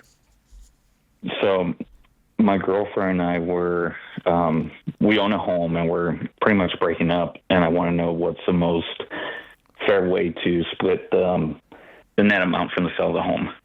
Are you both on the title? Yes. What about the mortgage? Yes. All right. What are you going to sell it for? We're going to sell it for about $625. We owe about $510 on it. And after closing costs and everything, we're thinking we can walk away with about $95,000. All right. And let's talk about who put in what. So who paid the down payment and how much? So we bought the home almost 3 years ago. The down payment was $40,000. Down payment and closing costs was $40,000. I put in $35,000. She put in $5,000. Okay. Oh boy. Oh boy. Throughout the time too that we've lived here, we've done renovations, and we do keep our finances separate. But throughout the time that we've owned the home in the last couple of years, I've put in about $36,000. So on top of your $35,000. On top of my $35,000, yeah. And I know the answer, but we have to ask, how much has she put into renovations? Nothing. Oh, boy. Okay. So you're obviously getting the money that you put into it back. She'll get the money she put into it back. and then you guys could split the rest. Well, on paper, George, yes. On paper. So legally, we own it 50-50, right? And she gives me a hard time. Then I'm not even going to argue it. I'm just going to say, you know what? Forget it. It is what it is, 50-50. But I just want to make sure that I'm not crazy, because what I think it's fair, and that's the key word, it's that I recoup my money. Yeah. She recoups her money, which is $5,000. And whatever that difference is, we go down 50-50 on that. That's what I just said, right? Oh, sorry, I misunderstood. Yeah, so I did quick math, probably wrong, but I got $70,000 coming back to you, right? Correct. And $5,000 to her, and so if we walk away with 90, we got 15 to split. Mm-hmm. Hey, and so did I pick up you saying if she gives me a hard time? So you've not talked to her about what we're going to do with the proceeds? We have not, no. Do you think it's going to be a shock to her, or where is she at? Where do you think she's at mentally on this? I think from a mental standpoint, she's logical too, and I think deep down she knows that's the fair thing to do. But I think from an emotional standpoint, she'll give me a fight over that. Oh, and quite honestly, I'm not. Well, here we go. I got to dig. I can't help myself. I'm like a moth to a flame. Who broke up with who? I'm breaking up with her. Yeah, that's problematic.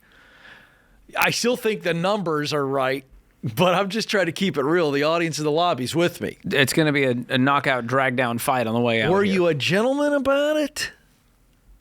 Yes, we've gone a couples therapy. Oh. We've done, quite honestly, this has been ongoing for like 3 months or so, where I've been ready to walk away for 3 months, but I've also been trying to work it out too. Okay. Are we officially done with therapy? The breakup is done. This is all finalized, yes? It will be pretty soon. What does the written agreement say, if there is one? Hold on. How do you just move on so quickly? Well, clearly it's over. It's over. not. He hasn't done it yet. Is that what I'm hearing? Correct. Is she listening to this call? I hope not. She's about to find out the hard way. I hope not. No, she's not. What's going to happen when you say, hey, it's over? Is she even going to be willing to sell the house? Because that's another part of this problem. Yeah. If I'm her, I'm going to go, I'm squatting. I'm not going anywhere. Why would you be like that? Out of just anger. I mean, when you're hurt, quite that's honestly, what you do. Yeah, I mean, she could, and I don't foresee that happening. I think in good faith, she's seen that I've been giving it a shot. To give you more details of our relationship, quite honestly, I was ready to propose to her like 6 months ago, but I've seen a lot of changes in the last couple months that made me change my mind. To the point that it's like, I don't want to waste her time or my time, and we shouldn't even have bought this house in the first place. Well, that we all agree not on. married. Wish you could have called us before, but, too little too late. It's fine. Well, a little too late. But what do you call it? I think, to give you more context, she went to nursing school throughout the time, throughout the last year. So she's an RN now with no debt, and I took over. We were pretty much 50-50 on our bills for the most part. We never, not to the nickel, but for the most part, right, the bigger bills. And I sustain our household too throughout that time. So I think she's logical, and I think she's fair. So going back to the point of if she gives me a hard time of not wanting to sell and all that stuff, I really don't see that. I don't think it would be a nasty breakup. But but if it comes down to it, honestly, I make decent money, and you want to play that game? Go for it. Let's go. We'll take it to Judge Judy. We'll let her handle it. Wow, this just went from hey, if she gives me a hard time, I fold, 50-50, to now you're like, let's go. Pony up with some lawyers. I don't know where this is going, John. Here's the deal. Appreciate you telling us this. Here's my advice on this one. I absolutely believe that you ought to put out what you think is fair. How you choose to debate that, I'm not going to get in the middle of that. Hope it's not ugly, but I do think you should say, hey, but I wouldn't do it right away because you've been in counseling and you shared with us. I love that you shared it. But for 3 months, you've been checked out. And she's got to be either blindsided or just knows that this is coming. I don't know which way it's going to go. It doesn't matter to this call other than to say when the breakup is done. And you got to give that a little space, George, is what I'm recommending. And then say, we need to sell the house and here's how I think it ought to go. And maybe a good idea for you to get a session with your therapist who's been counseling the two of you and maybe get some advice on how to maybe play this thing out, because that person hopefully has been very, very objective in sitting with the two of you and might be able to help. That would be the ultimate ideal way to handle it. George, what do you add? Yeah. What do you delete? Well, I mean, assuming all of that goes decently well, then it becomes, how are we going to split this? And I just want to know, do you have things documented? Your contributions? Is there a written agreement? All of that? No. If she wants to play hardball, I don't have legally. I don't have a leg to stand on, and if she wants to play hard, we would have to split it 50-50, and not out of that. But money. it's just that's a handshake agreement that we would split it 50-50. Well, and what does 50-50 mean based on contributions? Because you never talked about that, and it's not written. Oh, sorry, I guess what I'm saying is, going back to your question of, do I have anything written as far as how much I put down, how much I put into renovations? No, I don't. If she wants to play hardball from the net proceeds from the sale of the home, I don't have a leg to stand on, and my best case scenario is, at that point, we'll split it 50-50 from the net proceeds, and I'm probably out $25,000. I mean, I would start collecting some receipts of the labor I paid and all. I mean, you can't just give up now. Yeah, I agree. I wouldn't leave $70,000 on the table. And I'd be real nice. I mean, real nice in breaking up with her. Yikes.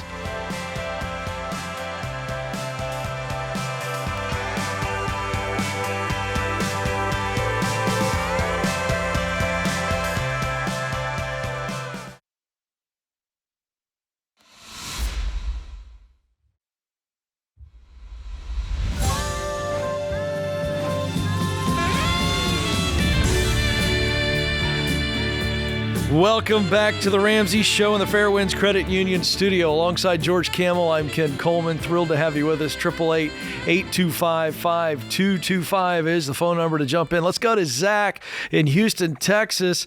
Zach, what is going on? Hey, guys. My question is it financially okay or responsible for my wife and I to get a golf club membership? Well, that's just too simple of a question. How are we to know? So let's start here, George. I know that you're itching to start asking questions here. What do you want to know?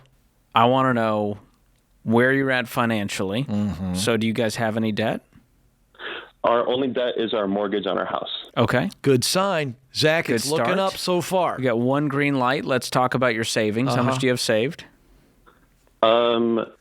Saved like liquid? Yes. Yeah, about 5 months worth of emergency fund. Okay. Another good sign, Zach. Things are looking really good. Household income? About $215,000. Hey! Woo! Tell him what he's won, George. Oh, I still need to know more. You are such a Ken crotchety is so old excited man. for you to get on the course. Zach, we're 3 for 3, but I'm going to play this out with George. Well, I mean, is this a, No, go with your questions. Is it $500 a month or is it $200,000 for the initiation? Wait. That's the question. We'll get to that. What else do you need? I want to know what your net worth is. Okay. My net worth is about $370K if you include the equity in the home and retirement accounts. Yes. And how old of a young guy are you? My wife and I are 28. I knew it. Cool. Yeah. You good? By the way, good golfer. Yeah. Are you good? That's another question. I'm pretty good, yeah. What's your handicap? It's about a 10. Oh, for heaven's sakes. This guy's chomping at the bit. He's paid his dues. Zach needs this membership. Okay, tell us what it's going to cost. Okay, it has a $1,000 initiation fee. Oh, for crying out loud. Well, they don't even make those that cheap anymore. It's fantastic, Zach.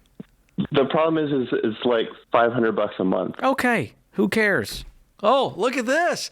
The Georgie boy. I mean, as a percentage of your take-home I pay. agree. But you're worried about the $500 a month. I'm thrilled over the $1,000 initiation. You can't find that. Is this a goat track or a nice place? It's a pretty nice place, but it is semi-private and semi-public.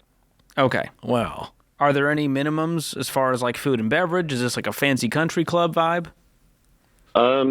Their clubhouse is really nice, but no, there's no minimums. Okay. This is an absolute slam dunk. Yes, you can afford this. The bigger question is, what does she get to do with $500 of fun money a month for her? I guess whatever she wants, but she's been getting into golf too, so this would cover both of us. Whoa. Thank you. Now we're bonding as a couple. This is wonderful. I don't like how you quickly went to what does she get for five. Why do you got to be so... I'm putting myself in her shoes. Well, that was my next question. She's in favor of this. Is that right, Zach? Well, we both grew up really frugal, and so the $500 a month is like, it's like a pain to spend, you know? For your wife as well? Yes. But is she for this or is she against it? I know the pain's there, but assuming you've talked about it before this call. Yes, we did talk about it, and she seemed pretty excited about it. Oh, well, this is a no-brainer. This is just because you guys have never spent this kind of money on something like this before. It's brand new. But I'm telling you, the first month, I don't know, about day 2 or 3 where you guys go out together and the weather's nice and you're in the golf cart, got a little snack, maybe you hit some good shots that day. It's a distant memory. Your brain will adjust to that spend pretty quickly. Right, George? Most 28-year-old dudes are spending double that on a truck payment every month. Yeah. And so I want you to feel better about your decision, making $215,000 completely debt-free except for the house. I mean, it's a small percentage of your income, of your world. And as long as you guys are doing everything else right, you're paying down the mortgage, investing for your future, then the $500, you'll start flexing that spending muscle to where it doesn't feel as crazy over time. I got a little something extra here before we let Zach go. Okay. Zach, have you thought about the ROI on this $500 a month? I have not. Can I tell you? I wrote a book called The Proximity Principle, but forget the book and the title, just the word proximity. You being at places where other wealthy couples, wealthy men, business people are frequenting, and it's the country club. You never know where the conversations turn, and the $6,000 you're going to spend, and you gladly do it. And you say, this is about us, this is about recreation, which is good, very well could turn into some huge opportunities in your life. So you and your wife, I'm telling you, need to sit down tonight. Whether you believe me or not, I'm right. You hang out at country clubs, good things happen. I sadly agree with Ken. Thank you very much. I don't go to country clubs, but if I did, I'd be a wealthier man. Well, I've invited you before. How many times did I invite you to come play golf at Legends and you never showed up? Once, maybe? Maybe once. I think after the first one, you went, this guy doesn't have he's not coming. You could have driven the golf cart. Now that I would do. Well, we gave you that option. Let's go to James in Dallas, Texas. James, how can we help? Hey, guys. Thank you for taking my call. Sure. What's going on? Yeah.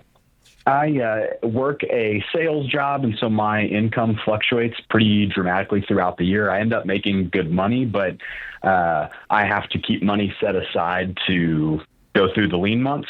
So I'm new to Dave Ramsey, so I do have some debt, and I'm trying to figure out, do I need to keep which I keep about 6 months of expenses in an account? Do I need... Once I pay off my debt, do I need to get an additional 6 months or so of like emergency fund money, or would you guys consider that to be the same, and anything above that number I go and invest in retirement accounts? I like keeping them separate, and I like what you're doing now. I kind of call it a peaks and valleys fund, because you have that low month, you can float by and take it out of there instead of your emergency fund, because we know it's not an emergency. It's not unexpected. Right. And so I would aim to have both. I like what you're doing. Keep your peaks and valleys fund right now, pay off your debt, then build an emergency fund outside of that. And as far as that peaks and valleys fund, I would look at 2025 and go, hey, what was my deficit? What was the biggest deficit I had in a single month? And I would keep that plus a little bit of buffer in there. Okay. I don't think you need 6 months of expenses. That feels over the top. I think you'll see, hey, I didn't have a $0 month, but I did have a few months where I needed to pull $3,000 out to cover my bills. Yeah. And once you're debt free, your bills also get lower. So that's nice. You can be a little more lean. And then once I do have my debt paid off and I invest 15% into retirement accounts, I have a mortgage. Should I throw that money at my mortgage, or I've also considered starting a side business but not going into debt with it? What do you? Yeah, those are all separate things that are all good to do. So invest 15%. If you have extra money on top of that, throw extra on the principal of your mortgage, and you can start that side business. Just do it with cash, start slow, and as it grows and you get this kind of bonus money, you can throw that at the mortgage too. Or reinvest in the business. Yeah, like it. James, way to go, man. Good question. Love that he's doing the disciplined thing here. Yeah. As a salesperson with that irregular income, you can win with it. Great call, great advice. And you got to love it, James, when the ultimate worrier, Mr. Money Anxiety himself tells you, I'm carefree. This is what you need to do. I'm a new man. Take that to the bank.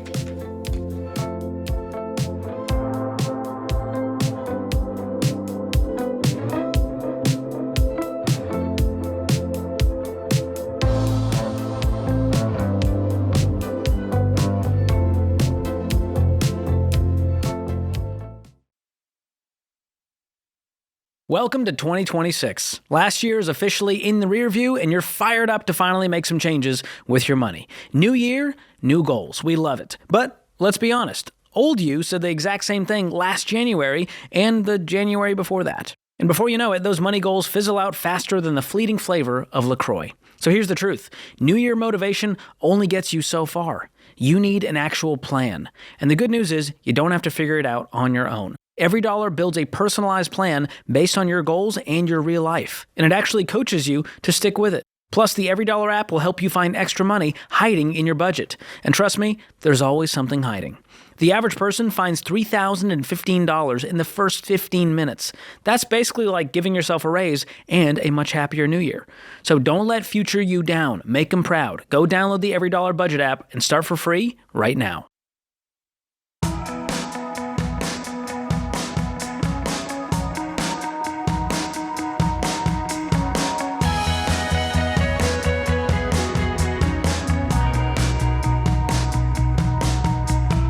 Oh, the Live Like No One Else cruise is back, folks. For all of you who are living debt-free, we'd love for you to think about and actually join us in the Western Caribbean. Do you say Caribbean or Caribbean, George? It switches based on my mood, yeah, it's to Caribbean. be honest. By the way, I asked the good folks that are natives of the Caribbean, and they told me. Yeah, they said it's Caribbean. So it is Pirates of the Caribbean is accurate. That is correct. That's how you say it. This is the only cruise where you can hang out with us and Dave for 7 days in paradise, enjoying poolside chats. Sorry, the way this is written is though you're going to enjoy a poolside chat with Dave. If that's what you're looking to do, you might be sorely disappointed. It's not going to happen. I want to go ahead and put that out there. He's not going to sit by the pool and chat with you. George, on the other hand, might. I'll be tanning for sure. George likes to. Oh, man. You can find Ken on the pickleball court. Yeah, as a matter of fact, my favorite thing to do on this boat, it's the same boat that we went on last time. Yep. And there's a pickleball court on the top of the ship. Deloney will be in the workout room. Rachel will be in the spa. Yeah. You'll know where to find us. Where are you? You can just guess. Are you by the pool? I'll probably be at the coffee shop trying out different espressos. Yeah, I was going to say, I think my favorite memory of the cruise was day 2. I think we were out at sea, as I recall, and I ran into George around the pool, and he had so much sunscreen on him, I thought that he had a mask on. That's my natural skin tone. You know you're supposed to rub that in. Oh. You just slather it on as though someone basted you with mayonnaise. I figure it works better if it's slathered. That's what I found to be true on Google. Well, and just rub it in for the rest of us. It was a little alarming. I thought you were having some kind of reaction. But anyway, that was one of my favorite memories. Hey, you don't want to wait. You ready for this? The ship is already over halfway full.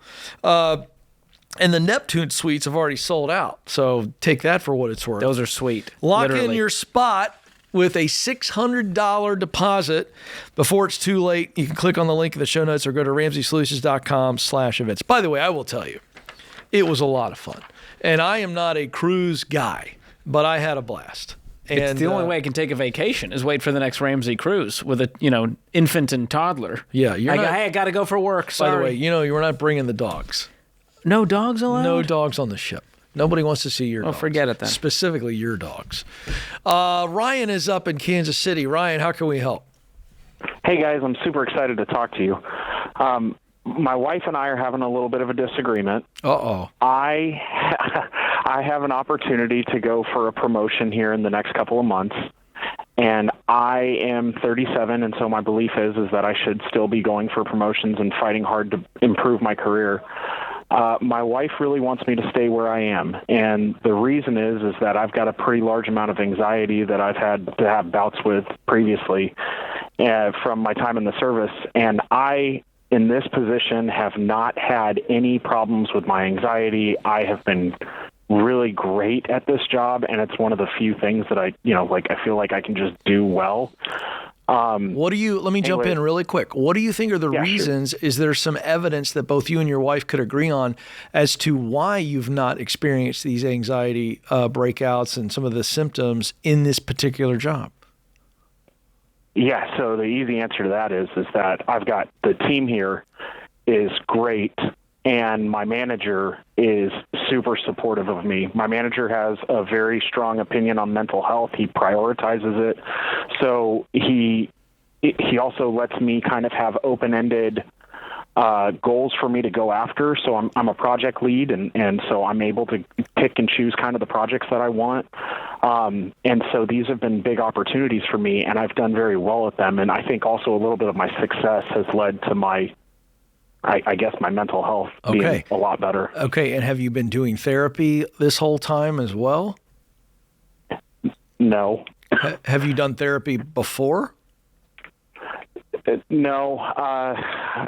Okay, now here's the deal. I'll let you off the hook. Okay, but listen, I didn't ask you. I don't want this for a second for you to feel like I put you in a corner. Here's why I'm asking. Because if you've won and you've had very little anxiety issues in the current role, you just told me why, and you've been able to do that without any kind of help because you've had some obviously trauma serving our country, which, by the way, you're a great American. Thank you for serving our country. But if you've been able to do this by the circumstances and certainly the manager and how the manager has led you, these are some good signs. And the question becomes then, if I'm talking to your wife, if I'm you, she's got a real concern for you, but we've got this evidence, and I would want to know if this promotion that I have before me, are the circumstances and the manager going to be similar? That's question number one. So what's the answer? No, it's going to be a completely different, it's going to be a big change. I would be on a different team, different division, everything. Okay, but I get that. But have you, in the interview process, asked enough questions to be able to figure out if the work flow will be similar? I looked into it outside of the interview process.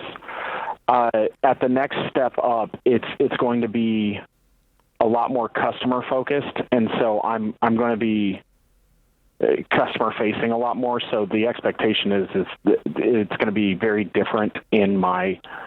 I mean, the workload's going to be a lot heavier, which is good, and I don't mind that. But. Okay, but my point is you have evidence that should now become a list. And these are the reasons why you think you've not had any anxiety episodes and you've been able to be pretty healthy mentally in this current role. It doesn't have to be apples to apples, but I do think it's worth digging a little deeper on this, especially with your wife having a concern. I want to bring George in because I think he has a unique perspective on this. You're listening to this. Your thoughts on this? I think there's an assumption that the leap would lead to anxiety, and the other part to think about is, okay, let's assume there is going to be, and let's plan ahead for that, and let's figure out how to manage that if it does happen. But I wouldn't skip over this promotion just out of kind of comfort. That also scares me, and I think that can lead to a lot of regret on its own end. And there's an assumption, too, that the grass is not going to be as green as it is now. And I would be asking questions like Ken said, hey, what's the leadership style over there? What's the team dynamic like? What is going to be the amount of time I'm interfacing with customers? And then we go, okay, now we have a better picture. We have some clarity. Is this worth the leap for the added responsibility and paycheck? Have you talked to your current manager about this promotion? Yeah, so I'm very open with him about everything that I'm looking at. Here's why I asked the question. I would want to sit with him and go, hey, you have been phenomenal and created an environment and certainly a workflow that has helped me. What do you think about me taking this role? Have you done that? Yeah. So, yes, his statement was you should, at your age, you should still be going for promotions. You should still be trying to work your way up the ladder. I agree. But he did tell me, he goes, hey, this next step is going to add a lot more stress onto you. And I know that's something you struggled with in your past. Okay. Great. If you stay here for longer, there may be options deeper in the future, but I think we've all heard that before. Yeah. So here's what I'm telling you. I want to bring back around the question I asked you about a therapist. Now is the time for you to actually go get that help. Get the tools in place now. Get the tools. And go, I just kind of walked into a situation where it really helped me, but if I'm walking in, I need the ability to be able to deal with the past trauma and how that affects me. I would get into therapy instantly. Can I ask what the jump in pay is? What are you making now? What would you be making?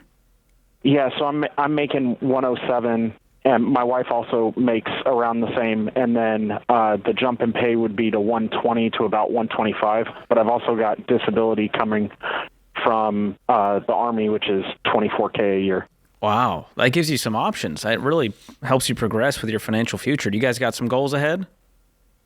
Well, yeah, so I've been listening to the show for like 2.5 months, and I've always believed that debt was kind of a bad thing, but my wife got a brand new truck. We're going to pay that off. And so right now we're looking to pay that off, and my goal is to have that paid off within the next year to 18 months. Nice. And then you got a new why now. I'm taking this promotion so that we can create financial stability for our family and pay off your truck. But I do think you need to seriously address with her what you're going to do to make sure that you have the tools to be able to handle any stress and anxiety with this new role. I think that's a fair question for her, and she's asking because she cares about you.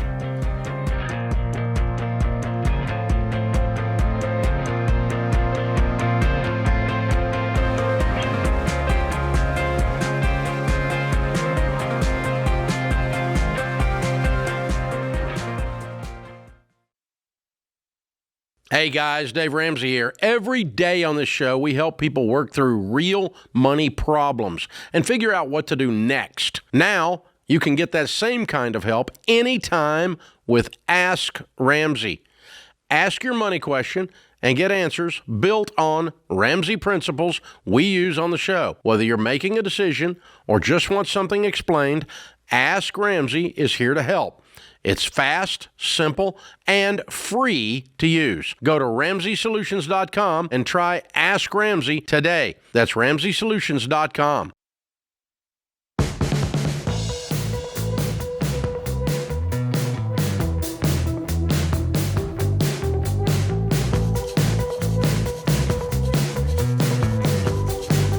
All right, in the lobby here at our Ramsey headquarters, we've got Randy and Erica on the debt-free stage. Welcome. Thank you. Hello. Where are you guys in from?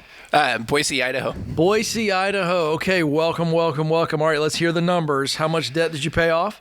$380,000 in 13 years. Over 13 years. Okay.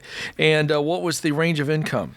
$100,000 to $200,000. Okay. What do you guys do for a living? I'm a school principal. Okay. I'm an occupational therapist. Okay. Wow. Fantastic. All right. So what kind of debt are we talking about?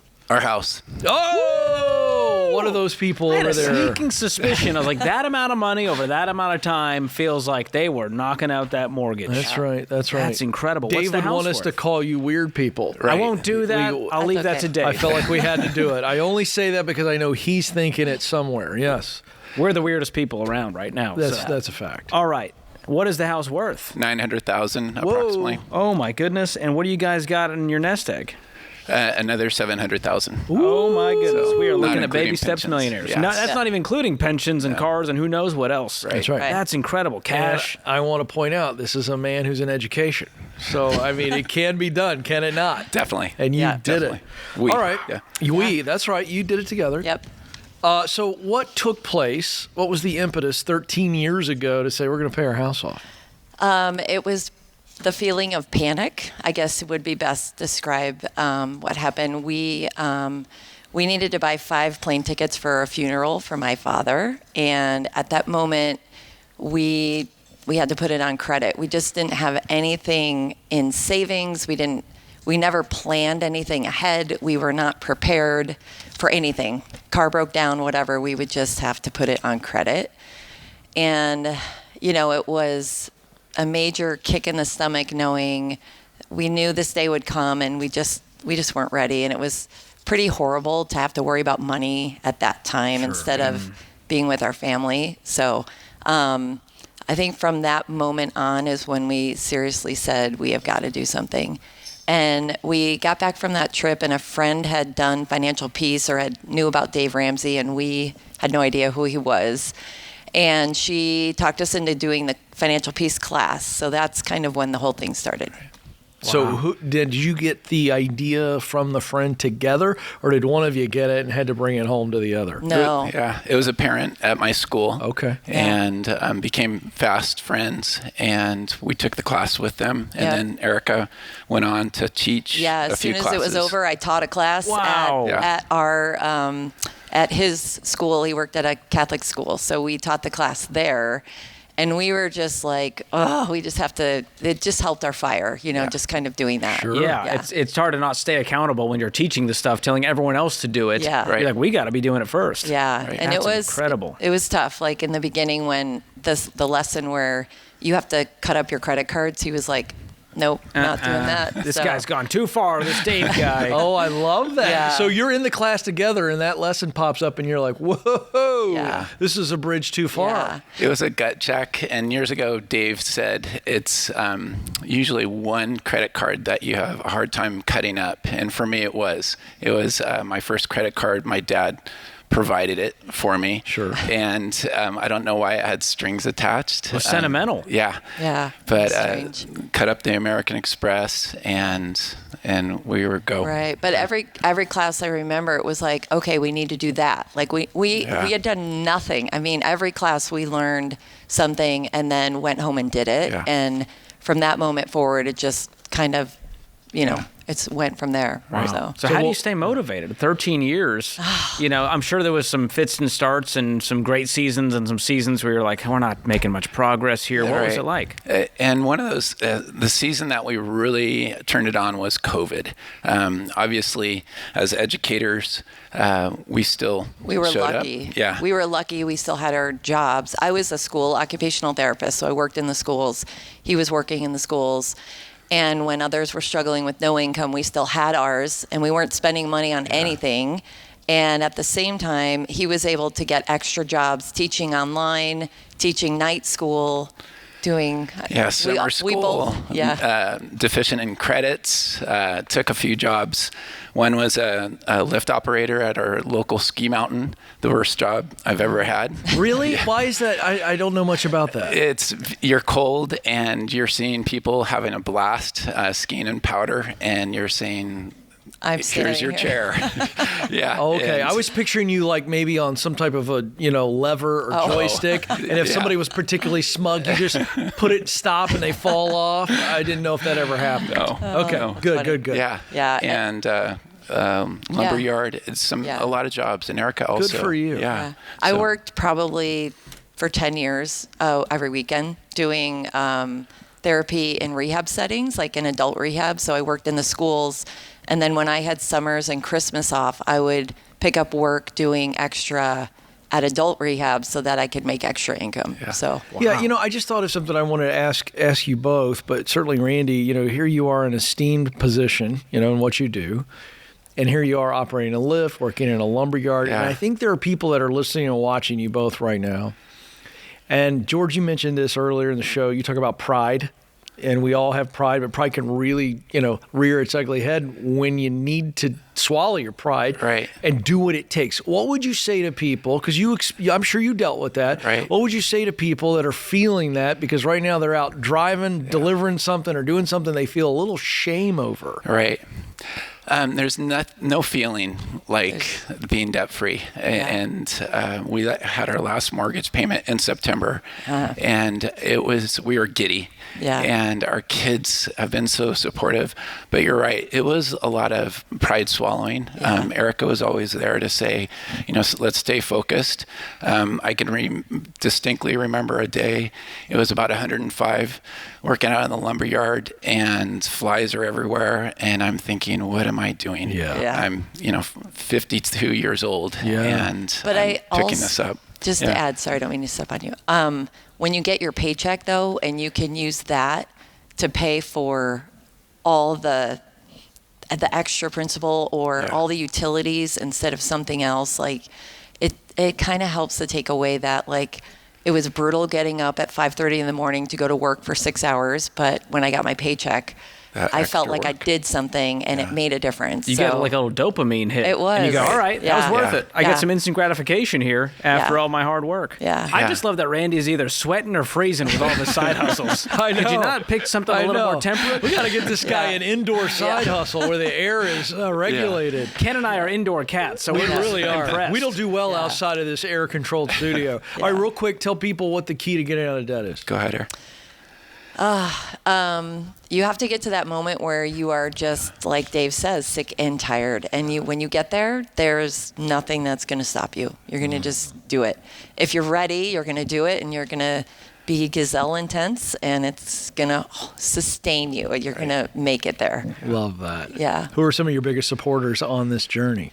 Definitely our kids. I got to throw in there. Our kids were, they didn't really tune in. They're 24, 22, 20. And it didn't hit them until they were going to college, which we cash flowed completely. And where they had Roths set up, they were working, they were putting money in. And then they realized, hey, we're close to being debt free. And they were talking about going to school, and with a fellow friend who's $100,000 in student debt, and that's when it really clicked for them. So they've been our biggest how supporters. blessed and privileged they are, and you guys change your family tree. Love it. I think they realize how lucky they are. All right, I hope so. So this is the moment. You guys have worked so hard. This is the emotional finish line, right? As you get ready for the scream, here we go. This is fun. We got Randy and Erica from Boise, Idaho. They paid off $380,000 in 13 years, making $100 all the way up to $200,000. Randy, Erica, take it away. Let's hear your debt-free scream. 3, 2, 1. We're debt-free! There we go. They did it, George.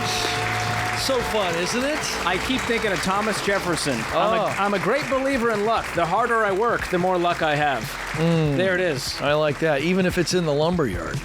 Or on that ski lift, freezing your butt off. There you go. Hard work creates luck, and they've created that for themselves.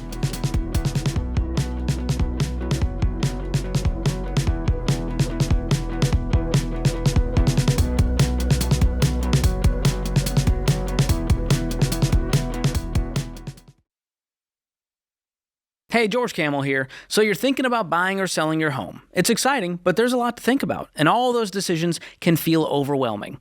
Well, here's the good news. You don't have to tackle the process alone.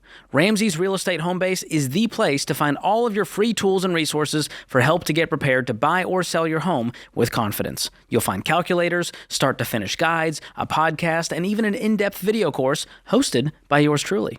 What's not to love? So if you're ready to take the next steps toward your home goals, go to RamseySolutions.com/real estate. That's RamseySolutions.com/real estate.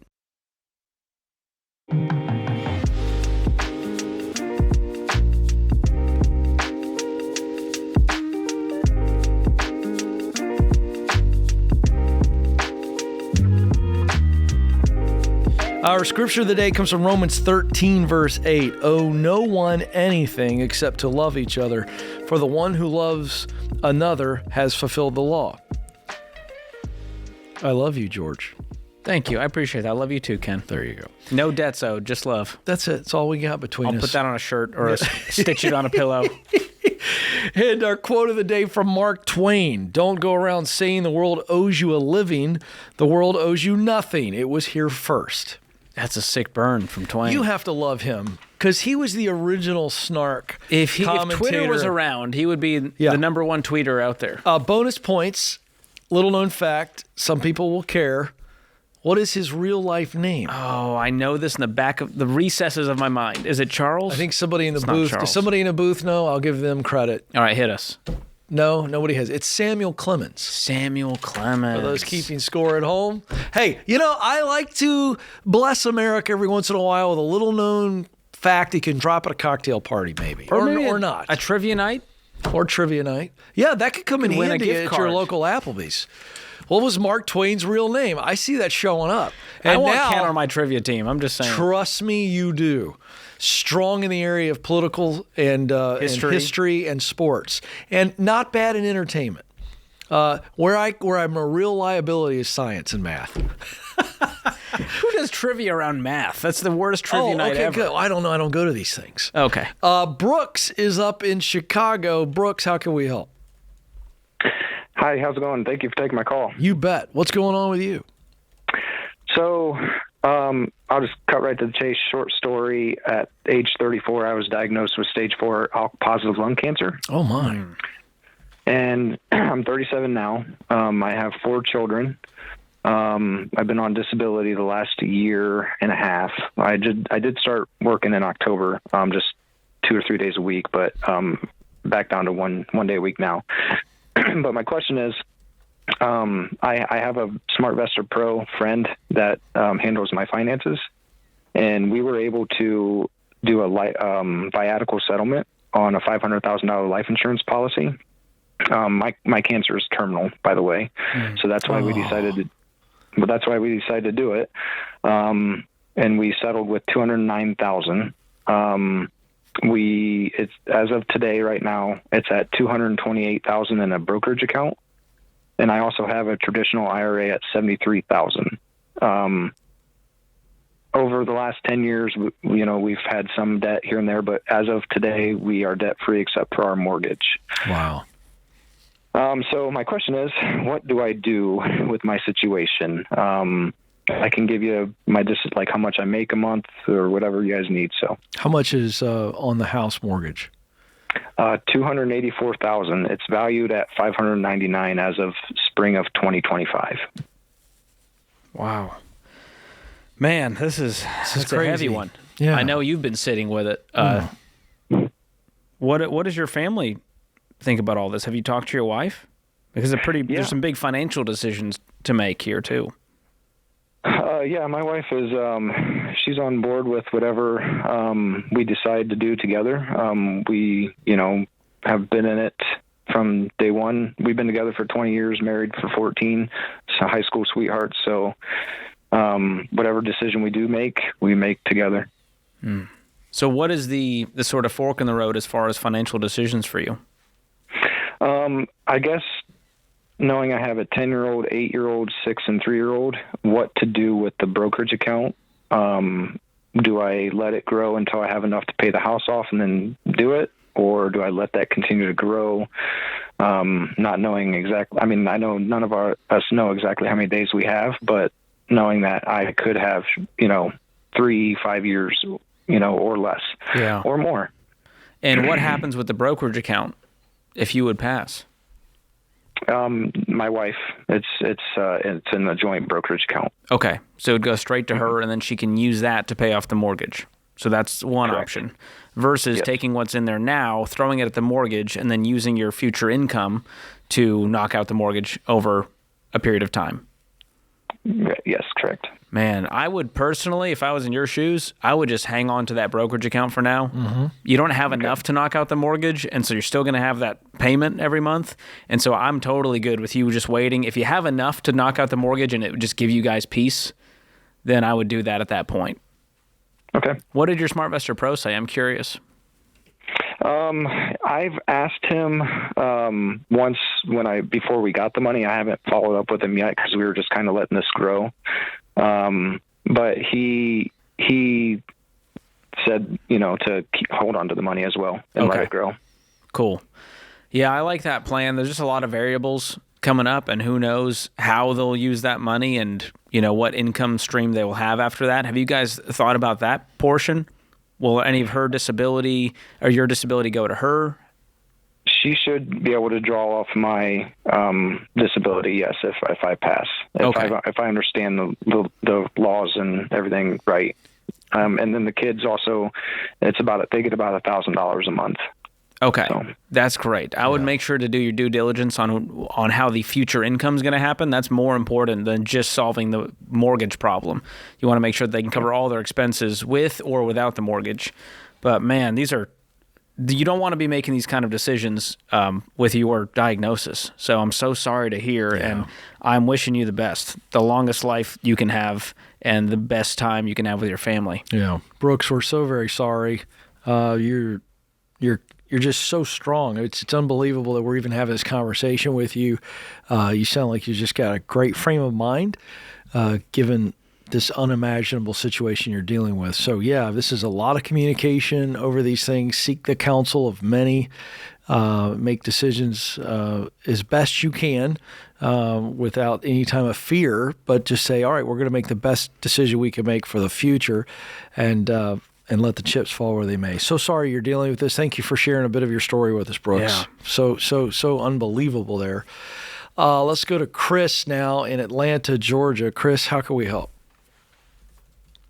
Hey, how's it going? Thanks for taking my call. Sure. What's up?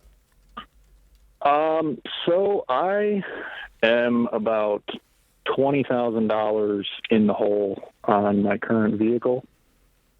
And I'm getting ready to sell my house. I just moved to Georgia from Michigan. I'm closing on Monday. I'm going to net about $66,000. Okay. And so I'm just wondering, should I just bite the bullet and get rid of this truck? What's the truck worth? The best. It's worth about $35. I just recently got it appraised, and I owe $53. Okay. And what's your income? Right now, about $60,000. Oof. Yeah, this truck has to go, man. If you were making $200,000 and you love the truck, I would say, hey, just pay it off with the net proceeds of the house and be done. But this truck is just too much of your world. Yeah, I was making closer to 6 figures when I originally bought it, but that changed. What's the payment on it and the insurance? It is $900 a month for the payment and another $230 for the insurance. Woo. So here's the good news. Yeah. You are going to take a hit, and if you can sell it private party, get as much as you can for it, it'll be less of a hit. But that $66K net is going to turn into $46K net, and you'll clear the loan and the mortgage, the insurance, which frees you up $1,100 a month for the rest of your life. And then with the other money, you're probably going to need something to drive. So let's get a $10,000 car, $15,000 car in cash, and then whatever money's left becomes our emergency fund. Well, I'm hoping to buy another house down here in Georgia. Not anytime soon. No. With what money? Because once you cover the deficit, get an emergency fund, and buy a different car, that money has been earmarked. So if you do it this way, now we'll have a clean slate, financial foundation, we'll never need to go into debt again, then we can begin saving up a down payment. But making $60,000, it's going to take a while to buy a house where you're going, and that's okay. Move slow. The reason we're here today is because we moved fast and made a lot of assumptions. Let's create some financial peace. You can do it, Chris. Hang in there. Freedom is on the other side of all of this. Thanks for the call. Remember, folks, there's ultimately only one way to financial peace, and that's to walk daily with the Prince of Peace, Christ Jesus.